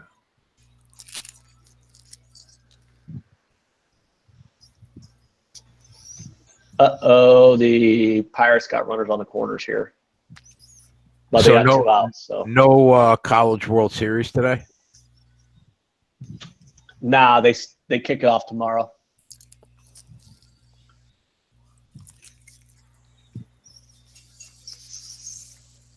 It'll be the championship series will be tomorrow. Starts tomorrow and Tuesday. Dodgers are down 1, Viper says. Should we get on them live? They're minus 160, down 1 run. It's kind of tempting.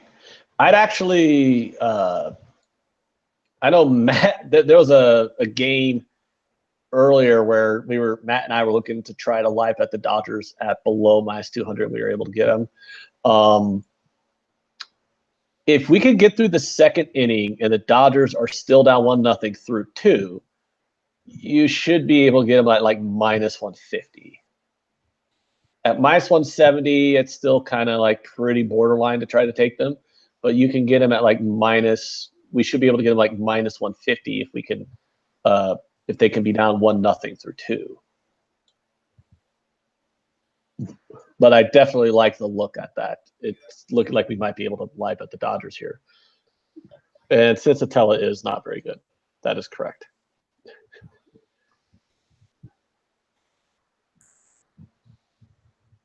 And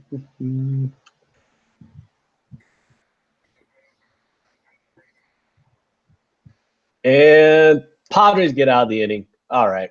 There we go. There we go. I see the Padres to add on here because I took a -1 instead of on the money line.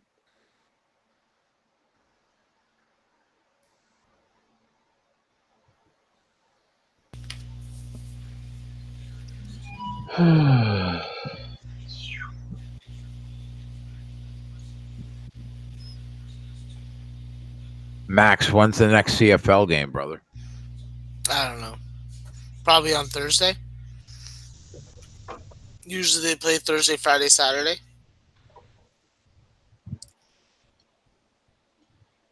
It's the kind of thing I just look at the day of. Or just tail some of Jimmy's action.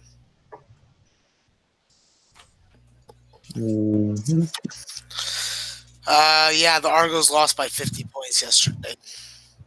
64-14. 5 fucking 0. What? Yeah. That's astounding, I know. Yeah. That's an ass kicking. And that was at home. It was at home also. Yeah. At home. They lost by 50 at home. At home, yeah. To our closest rival. Like, they came up the QEW and they fucking gave us a fucking boat of cock soup and just fucking had people fucking open our mouths and they just stuck it all down there. It was, yeah.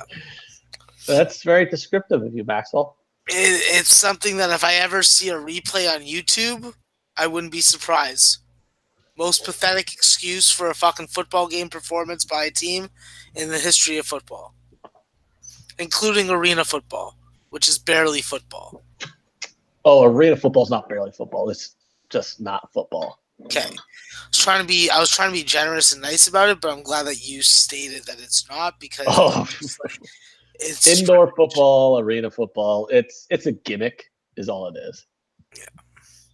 It was good in that fucking movie, Starship Troopers. That's about it. Everything about that movie, Starship Troopers, was good. Yeah, definitely. Dave, I don't see Especially Mexico. Denise Richards getting fucked. I love Starship Troopers. Starship Troopers is one of my all-time favorite films. Dave says Mexico's second half over 1.5. Book it. Why don't I see it? I don't. Is that like the Gold Cup or CONCACAF or something like that? Well, if it's second half, it's live, right? But I go to my live soccer. I don't see Mexico at all. I don't know. So what's your opinion on Starship Troopers, Jason? Enjoyable. I like Starship Troopers. Yeah. It's a really good movie. I like most Paul Verhoeven movies. He should make more of them. I don't think he's made that many movies in the last 15 to 20 years. But every single movie he's ever made has been fucking brilliant. So I don't really. I just watched Wild Things last night. Isn't that the one with Denise Richards and some other? What's that guy's name that she bangs in the pool? Bacon. Oh yeah, Kevin Bacon's in that movie. I remember that. Yeah, Matt Dillon's the guy that. Matt Dillon fucks her in the pool. You know what's really weird is that movie came out at the same time as Starship Troopers almost, and Denise Richards was the only chick who didn't show her titties in Starship Troopers, but yes, she showed her titties in Wild Things. Yeah, it's true. So I wonder if she had in her contract that she can only show her titties in one movie at a year or something. I don't know. I don't know, but lovely titties they are. I mean, because everybody showed their titties in Starship Troopers because they had that fucking co-ed nude shower scene. Yeah, the shower scene. Yeah, it's true. Which as violent and gratuitous with the gratuitous nudity and violence of Starship Troopers, it kind of got lost on a lot of people that it was a biting satire on militarism and fascism. Yeah, that definitely went over my head.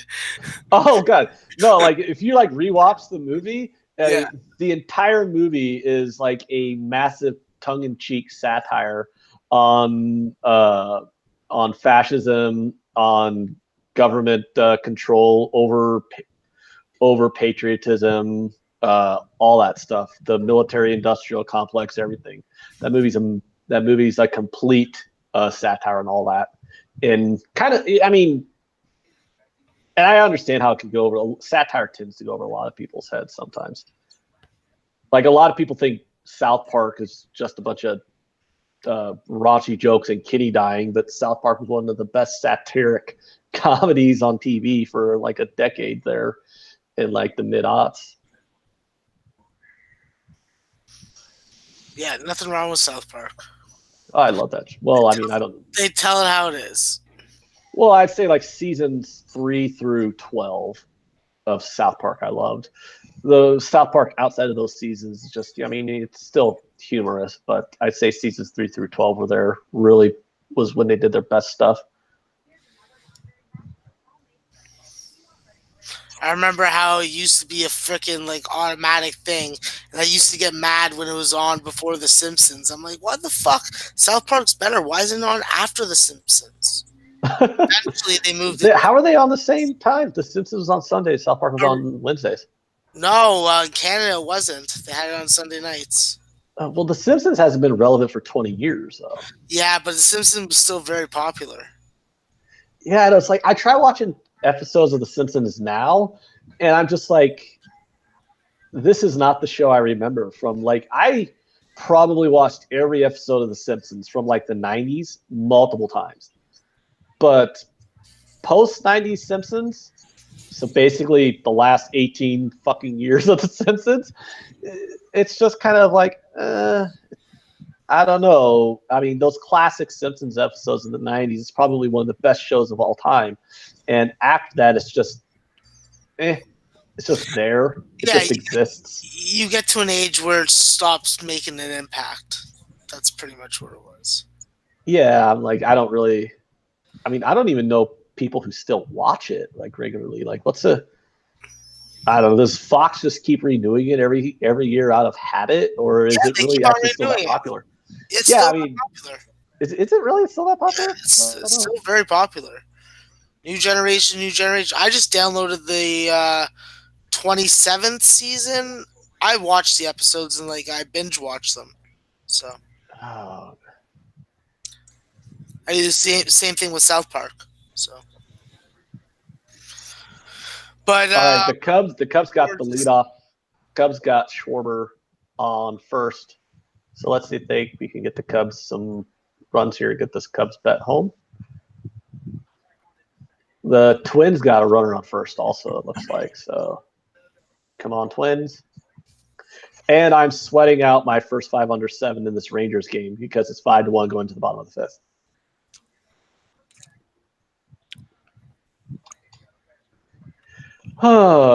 So I thought Bryant hit a towering home run, and it turned out it was just a 150-foot fly ball out. So Dave said that over 1.5 goals in the second half of that Mexico game is just a dead nut winner. It's minus 260. I'm laying it. And what game is it? Is it Copa America or Gold Cup? It's the Gold Cup at 8:30 tonight. Martinique versus Mexico. The second half total is, I have like 2.5, 3.5, 4.5, 1.5. Over 1.5 minus 260. I don't have any of that. The only thing I got is Mexico minus 2.75 goals. Halftime, full time for Mexico is fucking minus 385. Wow. I can lay 2.5 goals on Mexico at minus 180. Holy shit. So Mexico, well, I mean, obviously Mexico's just going to butt fuck Martinique. Yeah, he's talking 4-5-6-0. Oh, wow. Really? I could bet Mexico over 4 at plus 180. Canada too. When is the Canada game? The Canada game's at 5 and the Mexico game's at 7. I don't see lines for the Canada game yet. Really? Yeah. I got lines for Canada. Let me Canada against Cuba Canada's even a bigger favorite than Mexico, which is crazy. Okay. Like, how bad is Cuba? I got it. How fucking bad is Cuba that Canada's a bigger favorite? They lost 7-0 to a lesser team. Well, yeah, I've seen like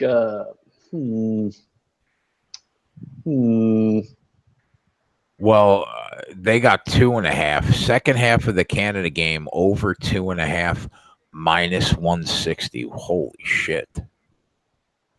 Yeah, I'm looking at team totals. Like, does Mexico win this game by 3 goals?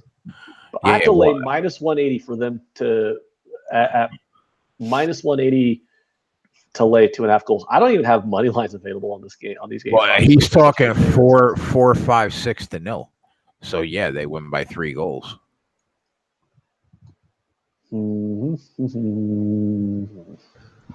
Oh, am I going to hold on? It's 5-1, 2 outs in the bottom of the 5th in this Rangers game. Fingers crossed, Jason. Fingers crossed. And the Cubs got runners on first and second with 1 out in the bottom of the 8th. So fingers crossed, Jason. Fingers crossed. Yeah, Dave bet a parlay, but he's got like Canada winning in the first 30 minutes. I don't have that prop. Yeah, I don't have any of those. All I have is just full game Asian handicaps lines on these 2 games. But I mean, my God, do they both score 4 goals? Because the totals for both of them is at 4, and I'm like, my God, I mean, how do I bet a team over 4? Like, I got to get 5 goals from these teams in order to win that bet. That just seems kind of crazy. I got over 3.5 minus 480, over 4.5 minus 200 in this Canada-Cuba game. Yeah, I don't even have money lines available for them. They won't even let me bet the money lines, which is understandable because it's a paperhead site from a local book, and when money lines get too drastic, you don't really see them available from these paperhead sites. Well, I could bet, Dave, I could probably parlay over 1.5 in the first half of the Canada game with over 1.5 in the second half of the Mexico game. What do you think about that? Over 1.5 in the first half Canada, over 1.5 in the second half Mexico. We're through 12 with a 3-stroke lead. Come on, baby. Come on.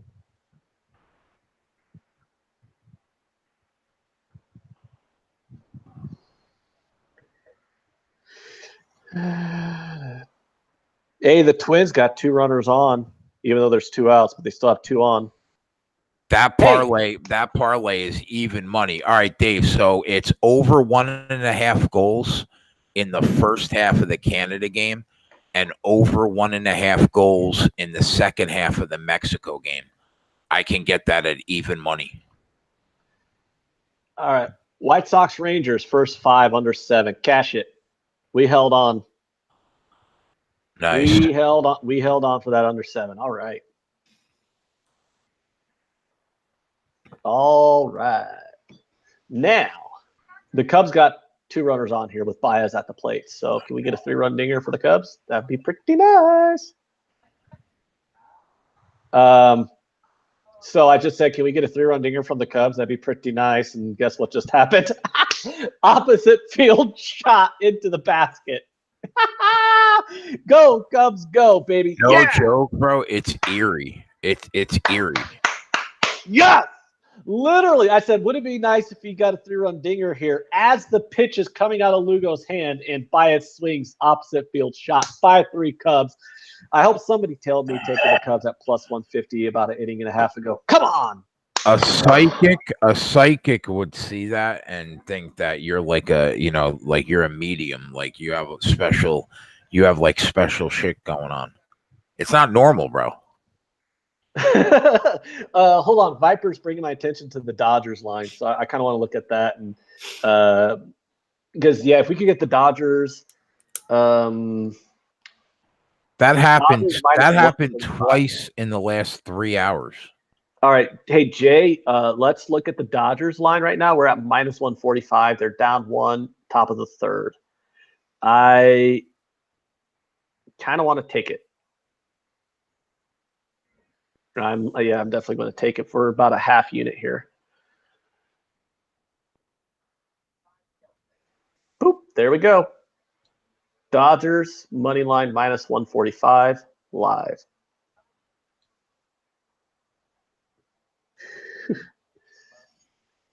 Oh yeah, you mean when I got the no, it happened 3 times.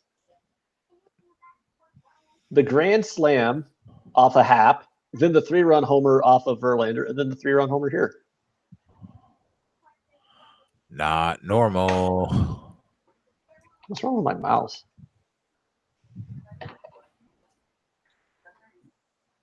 Dang it.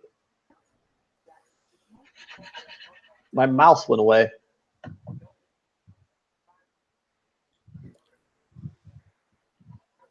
On my computer. Son of a bitch.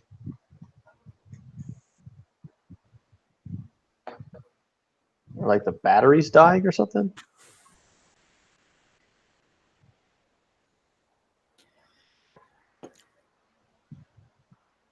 Martin Truex Jr. is now minus 140 to win this race.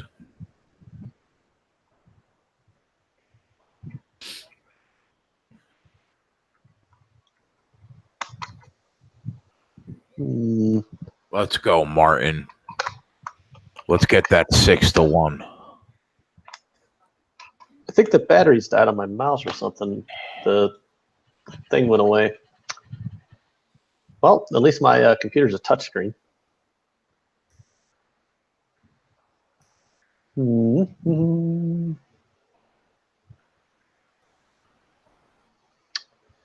So let's hope that Cubs bet comes in. That'd be pretty cool if the Cubs held on. I think that Truex is going to win this this race. That'd be cool. Yeah. I have him at plus 550. Yeah, I put it in the chat at 6-1. Hey, the Padres got the bases loaded in the top of the 8th. Let's see. I really want them to break this open here. I think we're all on the Padres -1 here, or money line or something like that. I know Ron Crawford led me towards the Padres last night, and I definitely did not disagree with that play. Hey, we got the over this Orioles game, and the Mariners just got the bases loaded with nobody out. So hopefully we can get a big inning from the Mariners here and not have to sweat out this over too much.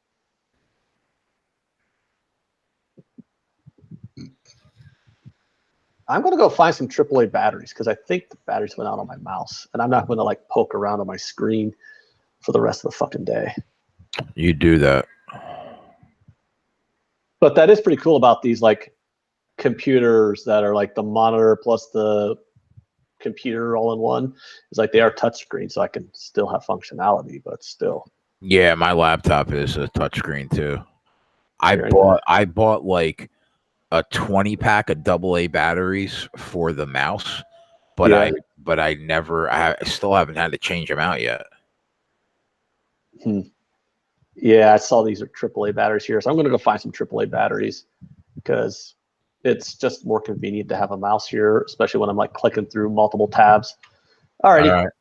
I'll be back in a minute. So I might have a good day, boys. If Reeve wins the tournament and Truex wins the race, we'll be up about 600, maybe 700 on the day. Just another day.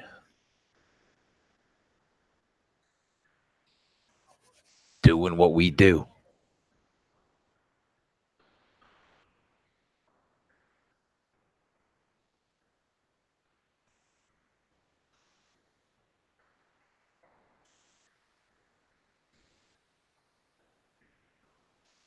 Kyle Busch right now is plus 450. He's up to second place. Might be worth a shot. I don't think the Clint Boyer pick is looking good. He's about, I don't know, 15th right now. But Kyle is coming.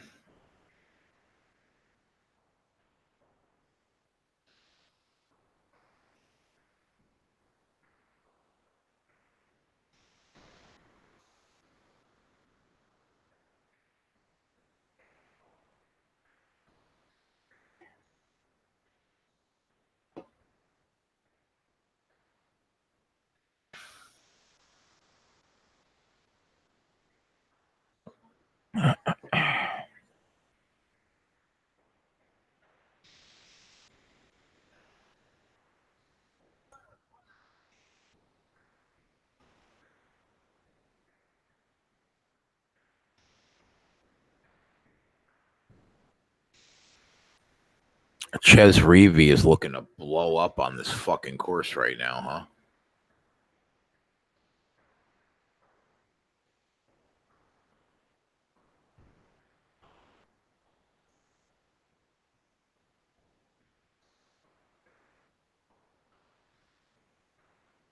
Keegan drills it 14 under. He's 2 back. Keegan Bradley now plus 380.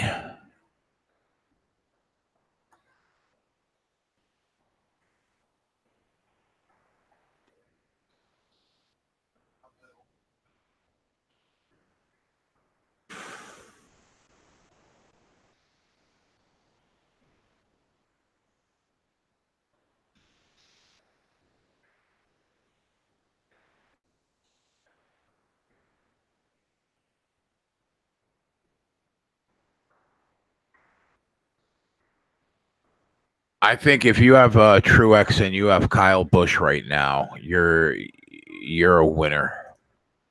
If you have both of them.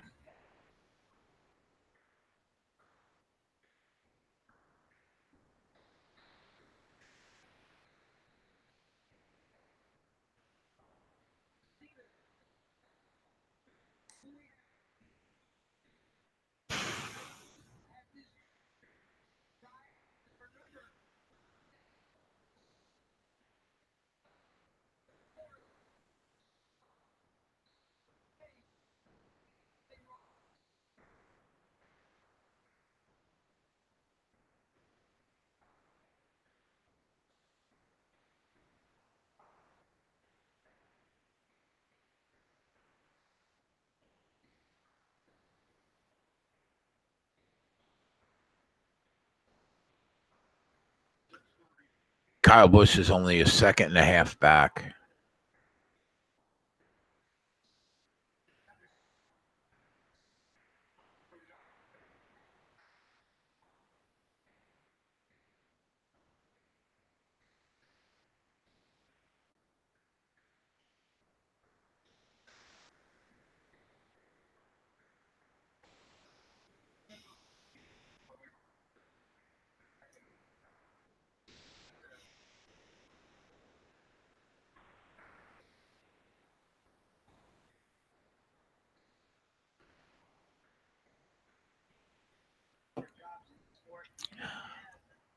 So what are you guys on today, boys?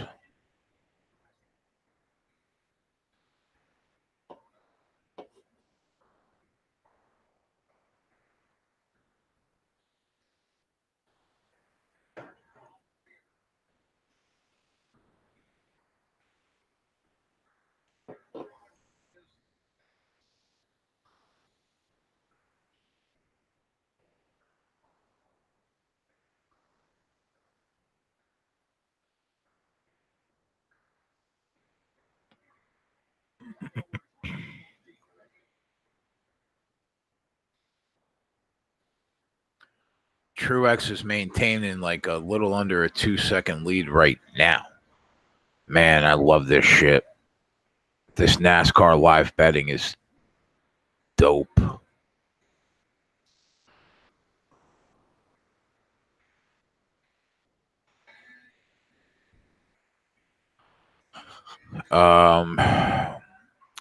I didn't put this in the chat, but I will.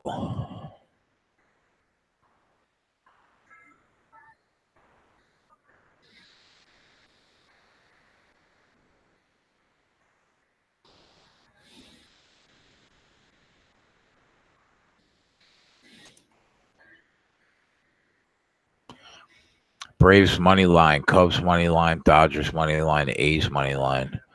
All sorts of MLB action. I like it.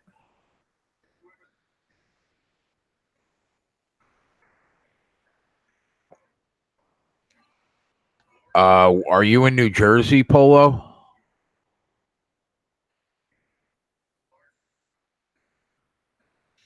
Desperado play.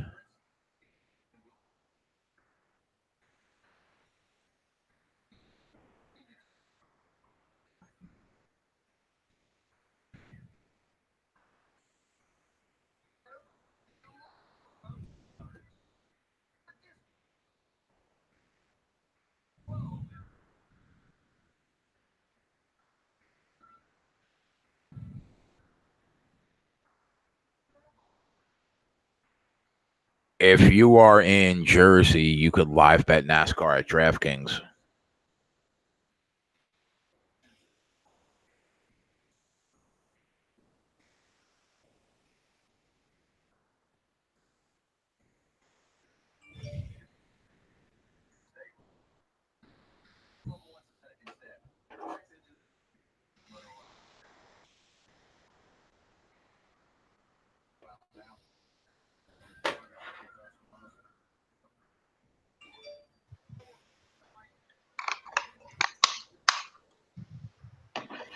Ah, that worked.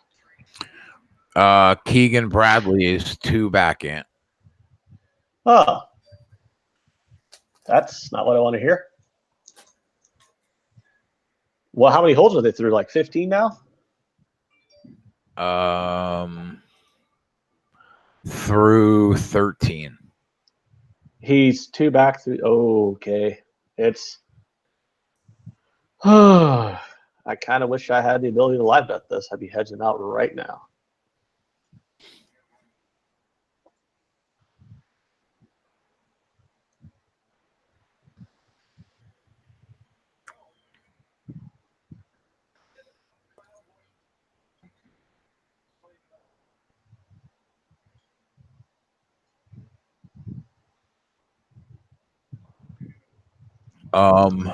Yeah, Bradley is plus 310 right now.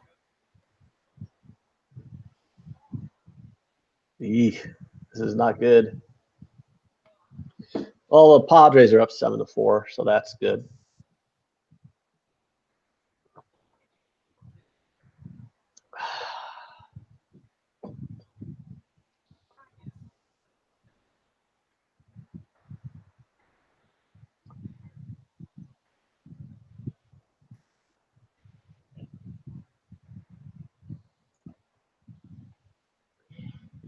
All right, we're going to the top of the 9th in the Cubs game.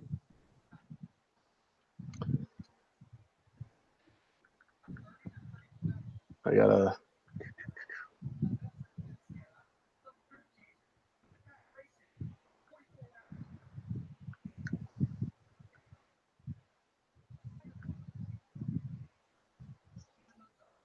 Alrighty.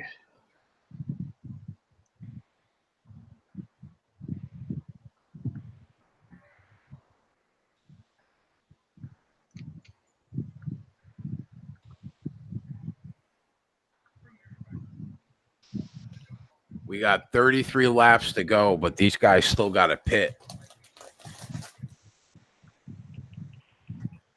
Truex has a 2.5 second lead on the field.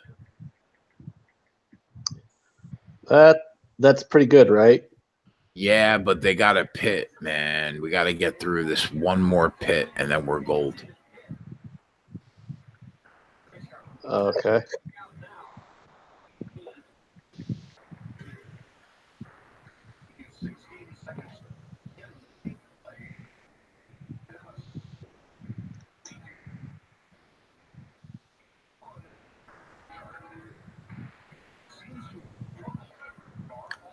How you looking with your live action right now? The Cubs are looking pretty good. They're up 5-3 going to the top of the ninth, and then the Twins are down 6-1.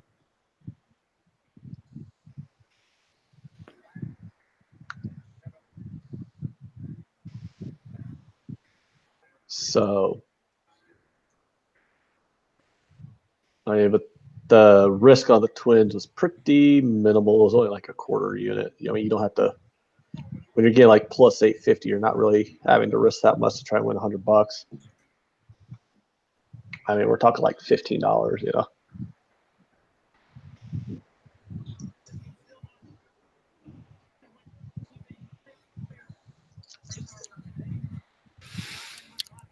Reevy's second shot on the par 4, he hits the green. He's about 7-8 feet away for a birdie. That's what I want to hear. Yeah.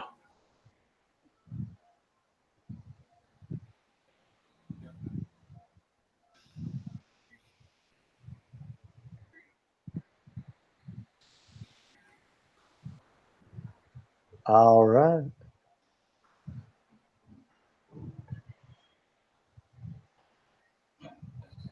The Rays have a runner thrown out at home, so that's pretty good. The Padres got a runner on second. The Dodgers, as soon as we took the Dodgers at like minus 145, the Rockies scored a run. So we could probably have waited a little bit and got the Dodgers at a better price.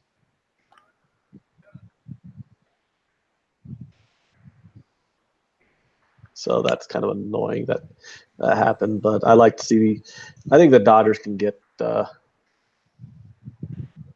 by them pretty easily, though. What's up, John?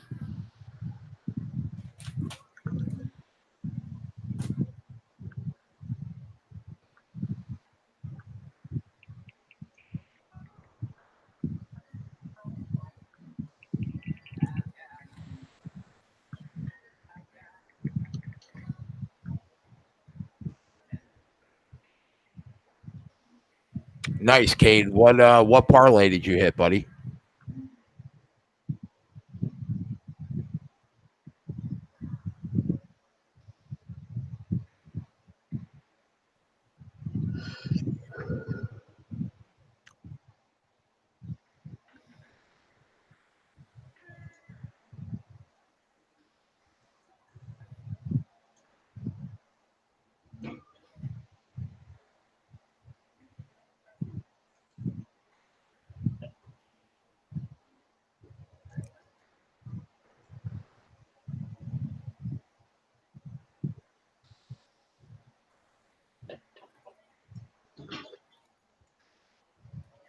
Bradley just missed a 23-foot birdie. That's good. And I mean just missed a 23-foot birdie. So if we could get this, how many feet away from for birdie is about 8.5 feet. If he could hit this, we'll be back up to 3 strokes. That'd be pretty good.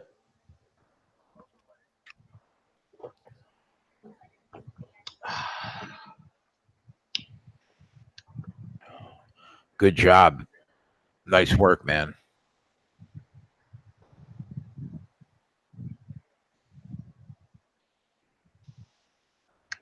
Oh, Cade was on that under 6.5. Yeah, we had to sweat that one out. I had it at 7, but I still had that first 5 under. We had to sweat that one out though, but it hit. Oh my God! Did Bradley miss the putt, or did the odds just went from 850 to 550? Did he miss the putt? You would have hit a better putt. How far did he miss it? Could he at least tap in for par? Yeah. He's gonna par it. But that was our fucking cushion right there. That was inexcusable to miss that shot.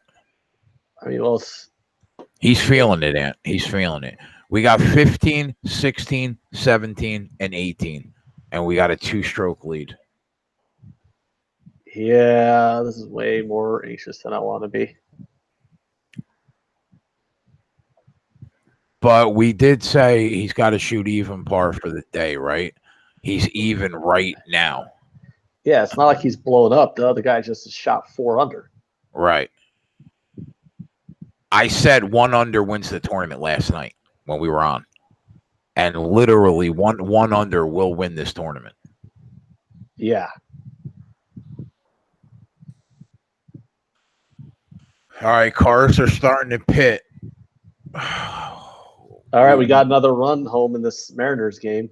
Infield single scores a run from third. All right, I'll be right back. I'm going to take a piss. So how long is that going to take? Like 5 minutes. I know. Your piece take forever. Oh,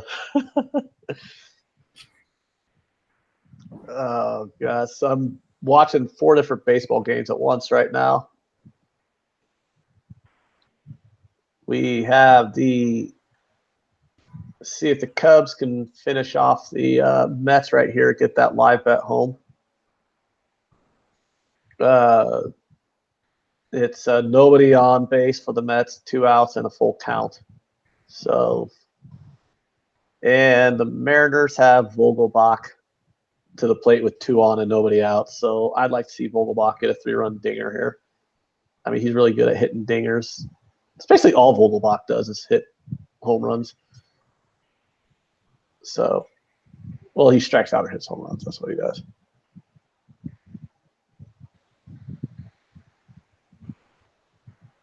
Alrighty.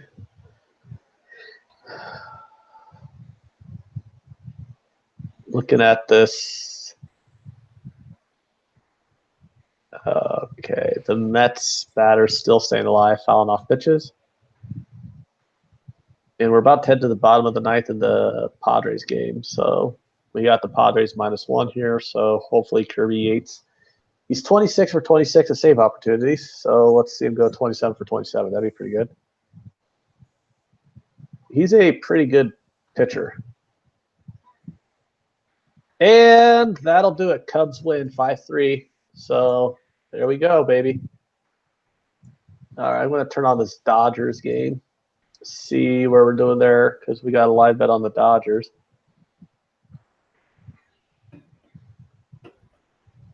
Yeah, that line pregame on the Dodgers is just way too high. -253 was outrageous. So I'm kind of glad we were able to find a spot where we got a -145. But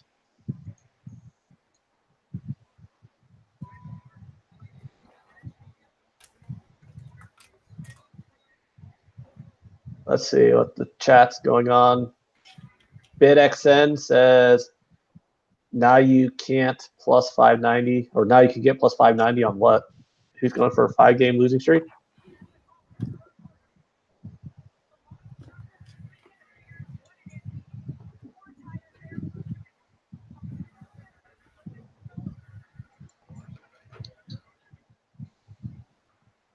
So the Reds wound up scoring 5 runs, and all of them were after the 5th inning.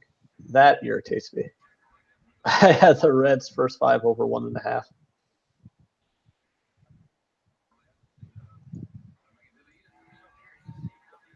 The score of the Dodgers game is 2-0. Colorado's up. But, I mean, I still think the Dodgers I like the odds of the Dodgers winning here. I mean, they should be able to get to Cincinnati. They're the best team in baseball, to be honest. Or, well, one of the 3 best teams. You know, you got the Dodgers, Astros, and Yankees. We got a bases loaded here in the Orioles-Mariners game. So a grand slam would get us 9 runs. I would like that very much if we get a grand slam home run here.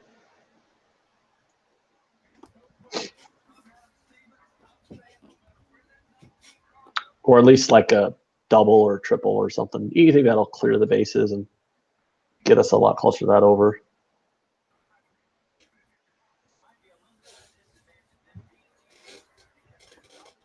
But I just think betting overs with these Orioles versus Mariners matchups is just kind of automatic. You got two of the worst defenses and worst pitching staffs in baseball. So, I mean, it just doesn't really seem like much more has to go in the handicap than that. I mean, terrible defense and terrible pitching equals lots of runs, especially when the Mariners actually have a really good lineup. Even after trading Encarnacion, they still have a very good lineup. And that'll be a sac fly, so that'll give us 1 run, 4-2 Mariners. What's going on in the chat?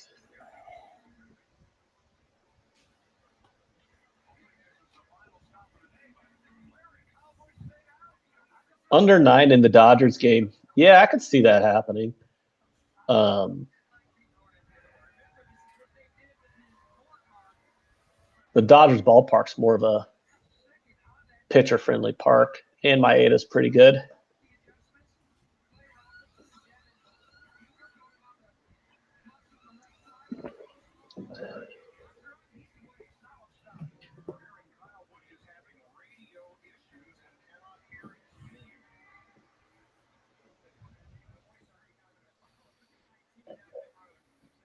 Let's see. Brett Anderson is getting cooked. Yeah, he's not performing as well as I would have liked him to be, if you want me to be honest. Those ground balls from the Rays are seeing a lot of holes.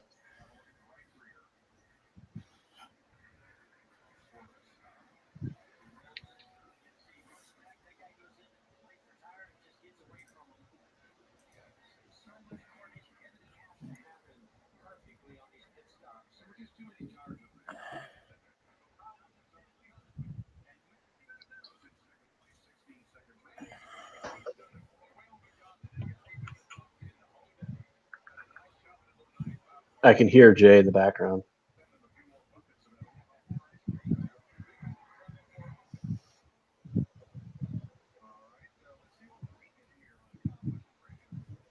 Oh, man. Are the Padres going to blow this in the 9th? Are you kidding me? Fuck me. What's going on? Oh, the Padres' first 2 runners are on base for the Pirates in the bottom of the 9th inning.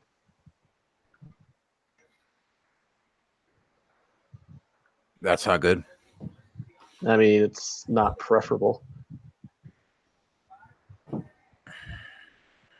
But the Mariners got 2 runs in this inning, so we're getting inching closer to that over. But Anderson's looking like shit in this athletics game, so we'll probably lose the under on this one if Anderson doesn't get his head out of his ass and pitch a little bit better. It's 4-1 now, Rays.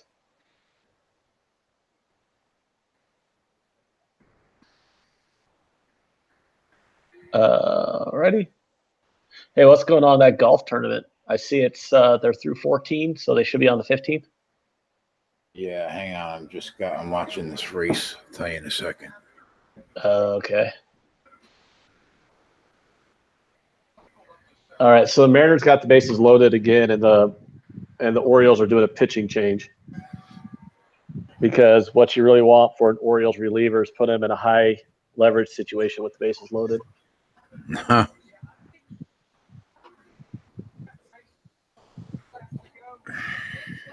thought that was funny. I'm glad you giggled.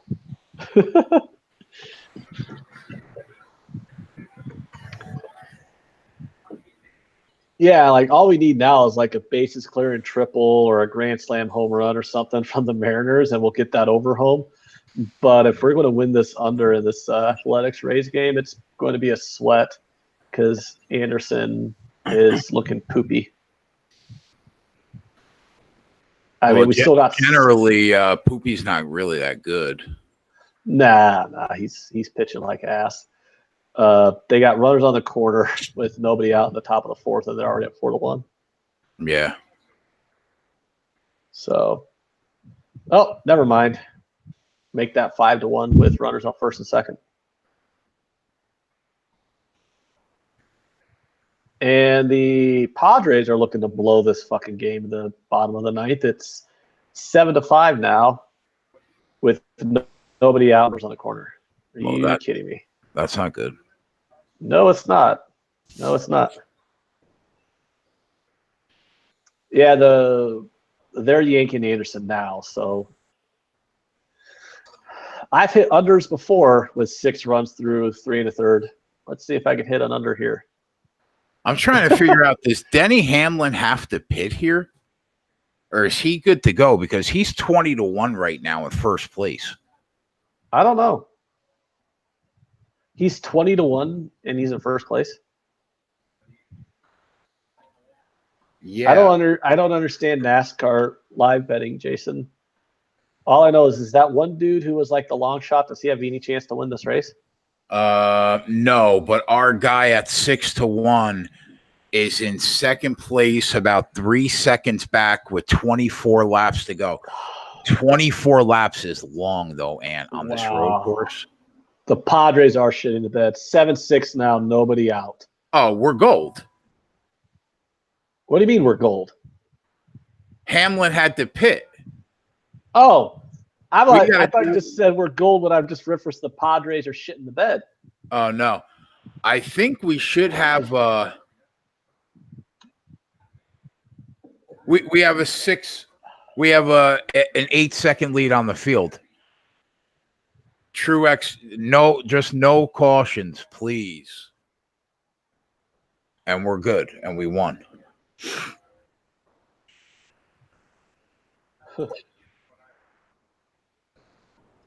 Yeah. Kirby Yates. I'm telling you right now, Truex is minus 167 with an 8.5-second lead with 20. That's getting pounded. Yeah. So Kirby Yates hasn't blown a save all season. He's 26 for 26, and he's given up 2 runs. He's got 2 runners on and then not recorded an out. It is 7-6 now, Padres.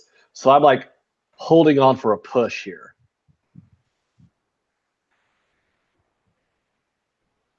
All right, the Padres just sacrificed, bunted, so now they got runners on third and second with 1 out. Truex has an 8-second lead on the field, and he's minus 160 with 24 laps to go. The only way I lose the race is if there's the only way I could potentially lose the race is if there's a caution. Yeah, and even at that point, he's still going to be dude. Yeah. Bradley picked up another stroke. Wow. He birdied 15. Now he's 1 stroke back. He's 1 stroke back with 3 to go. Plus 175 right now on the money line. He's birdied 4 of the last 6 holes. He's birdied 4 of the last 6 holes. I can't live bet it. I can't live bet it. Reeves shot even par, and he's got 3 holes to go. Like, I need him to fucking get a birdie here. I can't live bet this to try to hedge at all. Like, I'm riding a minus 380. Like, normally when a dude loses a tournament after going into the final round up 6 strokes, it's because he shit the bed. But he hasn't shit the bed. He shot even par. Yeah, normally it's like a combination of like he shoots Bradley 2 over, somebody shoots 4 under. I mean, he's dead even on the round, which we figured with a 6-stroke lead, if you shoot even par, you're good. I mean, yeah, he's playing scared right now.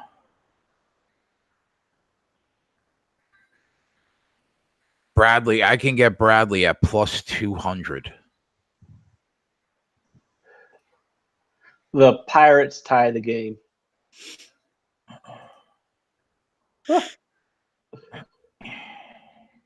The Pirates tie the game, and the Rays just put up 8 runs. So, yeah, that sucks.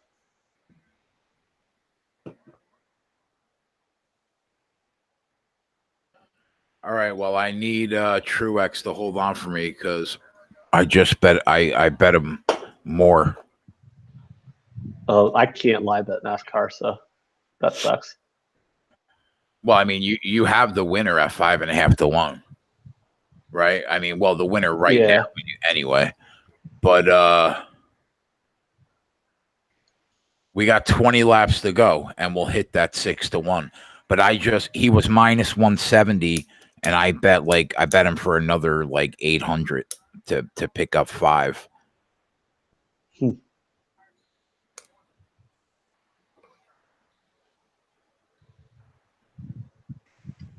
Yeah, the Rays are just batting around on the ace pitching in this inning. And now we're going to extra innings in the Padres-Pirates game. A pitcher who hasn't blown a save all season. He's 26 for 26 in save opportunities. He blows the save here. It made me feel better if the Padres get like 3 runs on the top of the 10th and then win 10-7. At least I'll feel better about it. But still. Oh well, this makes me feel better. I've officially won the over in the Mariners game. In the 3rd inning, the over hits. So that'll cancel out me losing this under on the Oakland game.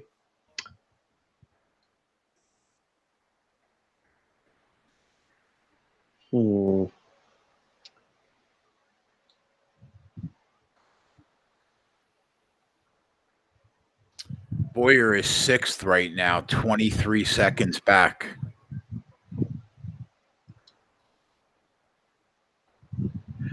Carlos says, Reeby, great approach. Bradley's off the green. What are we looking at, Jay? It's a commercial right now. But he just jumped to like minus 450. So he must have hit a really nice shot. Okay. I mean, I got way too much exposure on this. Why the fuck did I bet that last night? Because he had a 6-stroke lead. Yeah, good point. I mean, he had a 6-stroke lead and he hasn't blown up. I mean, if he birdies the hole, he'll be 1 under for the round with a 6-stroke lead. You just can't lose that. Yeah. I mean, Bradley shooting the way he is Bradley birdied 4 of the last 6 holes. That's just what's really fucking annoying me. Carlos he has never won on the PGA. Yeah, that's true. That is true.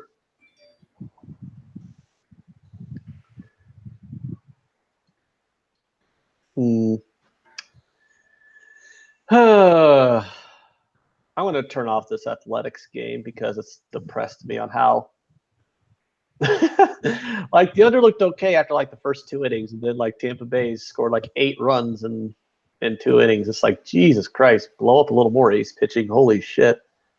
And the thing is, like, Tampa hasn't even like hit home runs or nothing. They're just singling them to death. It's very bizarre. It's like every single ground ball Tampa Bay hit found a hole. Every single one. I wonder what I can get for a live over in this Mariners game, because I don't think they're going to quit scoring runs.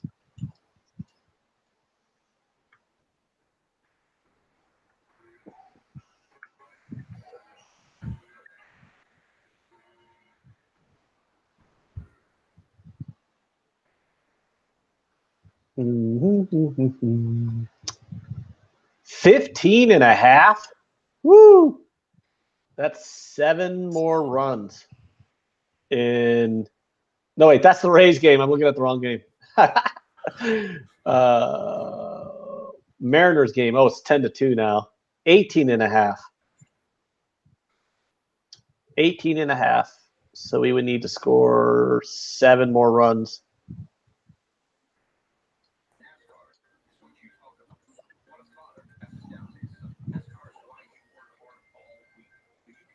We need 7 more runs, but they got runners on the corners. They got runners on the corners with only 1 out. Yeah, I'm going to take that. I just took that live over 18.5 in the Mariners-Orioles game. Wow, over 18.5, huh? They got 12 already in the 3rd inning.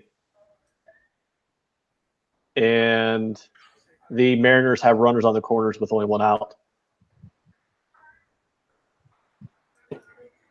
So I'm taking it. I mean, I already hit the pregame over, basically taking a free shot to try to double up on the game. Because I can see that they're not going to stop scoring. Right. Or at least I don't see them stopping scoring. I mean, the Orioles are already into their bullpen. I mean, and I can definitely see the Orioles getting a couple more runs here before everything's said and done. Yeah, that makes sense. I mean, and if the Mariners get at least 1 more run in this inning, we're looking in shape. They got runners on the corners and only 1 out. So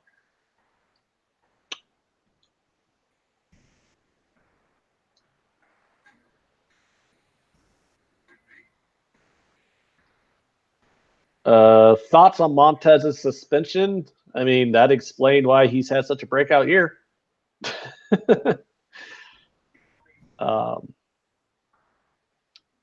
You know, so I mean, I think it's pretty silly in this day and age for you to get popped like that.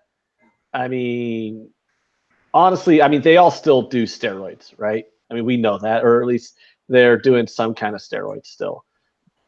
But I mean, you should have some better peoples to giving you like better masking agents or something. Reeve just missed a 7-foot putt for birdie.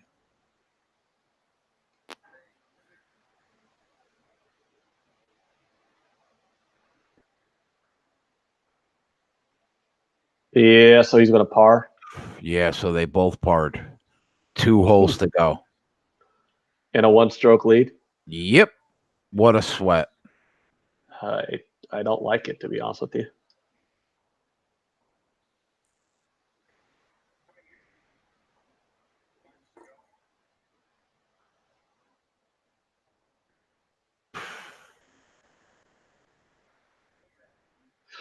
Oh, I don't like these sweats. Sweat. Wet. Got to go like a turbo van.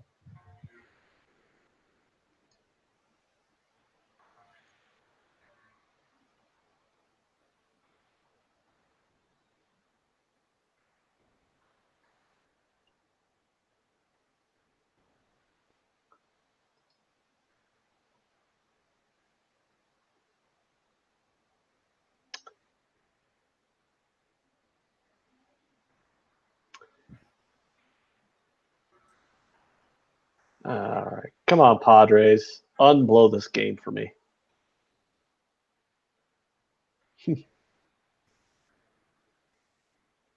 Vogelbach has the full count with 2 out, with 2 runners on. I like to see Vogelbach just bash a dinger here.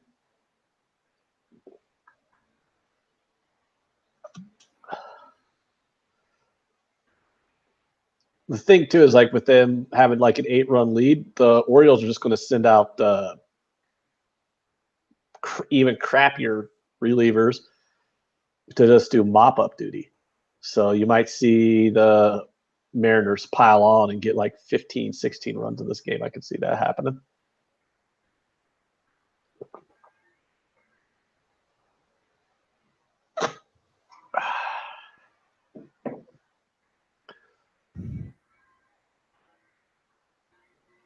Vogelbach popped out. He's pissed too. Slams his bat down.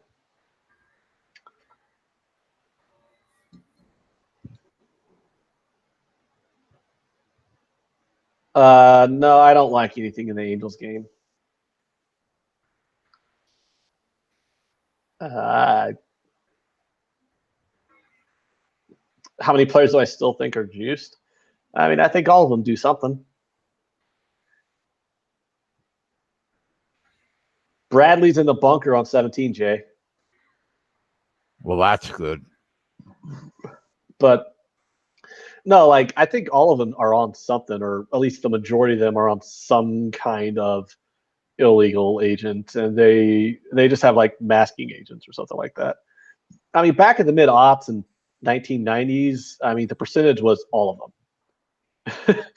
Which is kind of the reason why I think it's crazy that, you got these uppity ass sports writers or who won't put these guys in the Hall of Fame because, oh, they're on steroids, they're cheating. Like every motherfucker in the 1990s was on steroids. There wasn't one player who wasn't on steroids. I mean, it's fucking ridiculous to like every player was on steroids, but only 3 guys hit 60 home runs or more in a season during that era.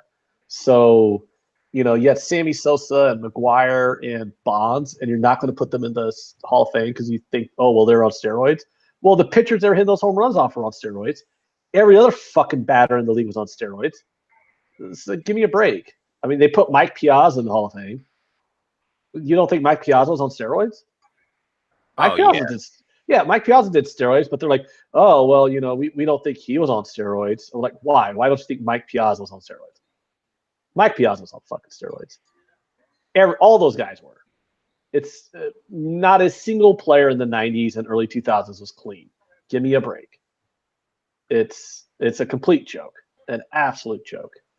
You got the all-time leader in home runs, not in the Hall of Fame. You got the only guy in MLB history to hit 60 home runs 3 separate times. No, he might have done it 4 times. Sosa did it like 3 or 4 different times. He hit 60 home runs. And you got Mark McGuire. I mean, Mark McGuire and Sammy Sosa, their home run chase saved baseball. And everybody knew they were on steroids when they saved baseball with their home run chase. But now they want to act all uppity and be like, oh, we don't like them. We want to condemn them for being on roids. I'm like, shut the fuck up. That goddamn home run chase they were on saved the goddamn game. Because of the 1994 strike, people were still mad at baseball, and that home run chase brought people back to the game.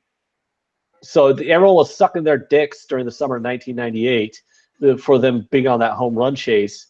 And they all knew they were on roids back then. Look at the guys. I mean, if you look at those players back then, to claim that ignorance about them all being on fucking juice is absurd. But now, 20 years later, we want to act all uppity and high and mighty and say they don't belong in the Hall of Fame because they, quote unquote, cheated. Give me a break. Absolutely, give me a break.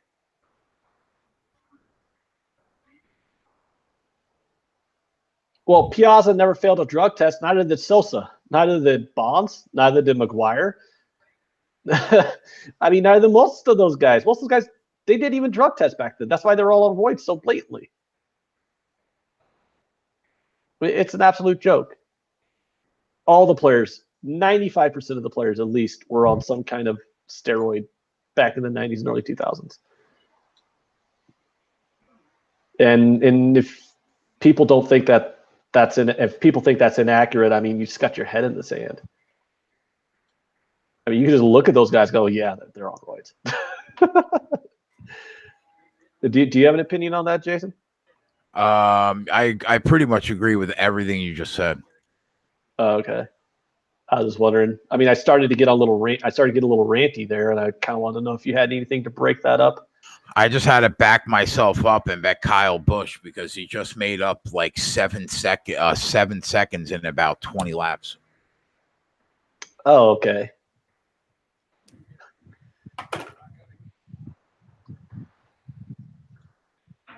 Let's see what the chat says. Don't you dare say Piazza was on steroids. He was. I mean, Carlos is telling me to tell it. I mean, I tried to be opinionated as much as possible.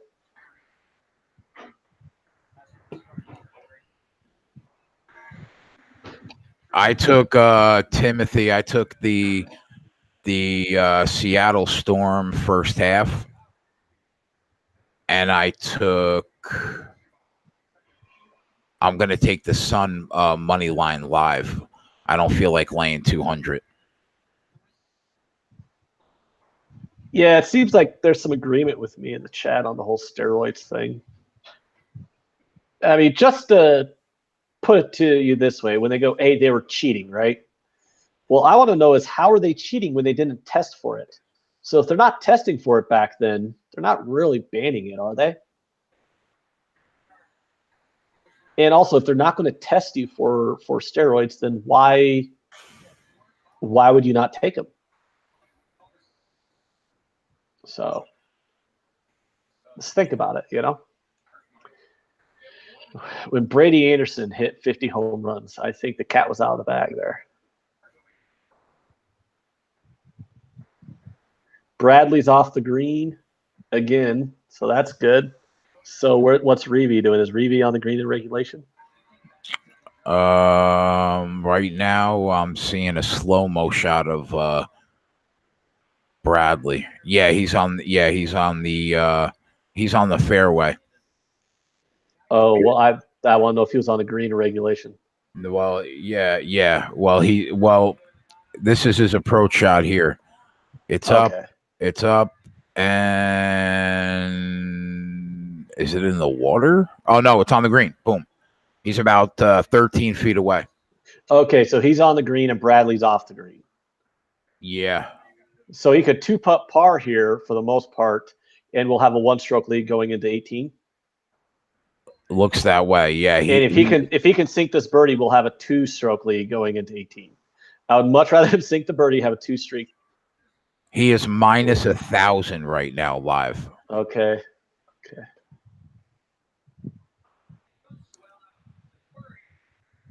Carla says, I remember that ant.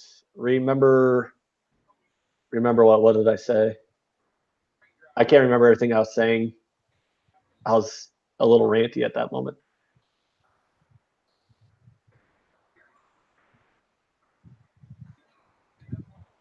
Okay.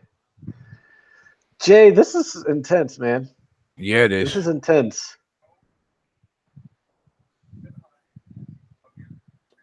I don't know, man. There's something about like it's a lot more intense having a minus 380 favorite than it is having $10 on a plus 100, or I mean on a 100 to 1. I mean, because it's like, yeah, it'll be $1,000 if I win this 100 to 1, but if I lose, it's $10. I don't give a fuck. A lot different when you're laying 500 to win a couple hundred. Ooh, my heart's pounding. Viper B47 wants to know how the Dodgers are losing with the Rockies' 4 best players missing. That's baseball, buddy. I don't know what to tell you. It's it can be annoying sometimes. That's why you just kind of want to. I don't know. Like, baseball's a high variance sport. I mean, people just need to accept that if you're going to bet baseball daily, just kind of accept the high variance in it. That's why I do like that regression back to the mean style handicapping, because it kind of takes out a lot of the variance in the sport. Or you're trying to look at the metrics and try to take out what the variance is that causes the numbers, and just kind of bet on the non-variance aspects, and then hope that over the long run you wind up in profit. I'm not sure if that made sense or not, but. So you think that Sammy Sosa McGuire home run race basically saved modern baseball? It did. The game was dying. Yeah. I mean, because you got to remember, 1994, you're only a few years removed from the World Series being canceled. You know what I'm saying? Like, baseball was dying in the mid-90s because, people were mad about the strike. They're mad about the World Series being canceled. And then that home run race brought the fans back to the game. It brought excitement back to the game at a time when the game needed it the most. You had two very charismatic superstars in Sosa and McGuire fronting. You had you hit all of your you were able to hit all your demographics with those two also. They were very charismatic. They were very fun to root for. You had McGuire was, the white guy, right? So you had, you were reaching out, to the white demographics. You had Sosa, who was from the Dominican, and he was black. So you had, I don't know if people from the Dominican are considered black or Hispanic. I'm not really sure how all that stuff works, but I mean, he reached out to that Hispanic demographic. You know, he reached out to the, I guess you could say he probably reached out to the African American demographic too. But I mean, there's, you know, the minority demographic as well, and they were both likable. And you know, Sosa was on the Cubs, which is, you know, one of the most popular teams in baseball. Even in the mid '90s, the Cubs were just a very popular team, because that was at the time when, you know, WGN aired all the Cubs games, so the Cubs were one of the most watched teams in baseball. So you had all your bases checked. You know, you had all your boxes checked on the two people you would want to represent the game in a massive wire-to-wire home run race, chasing that Roger Maris's record. Yeah. And I think that saved baseball. And now, you know, 20 years later, Right. you know, people want to, you know, you got all these sports writers wanting to ignore what they did for the game because they were on fucking steroids. And I think that's absurd. And according to Carlos, Bradley missed a par shot.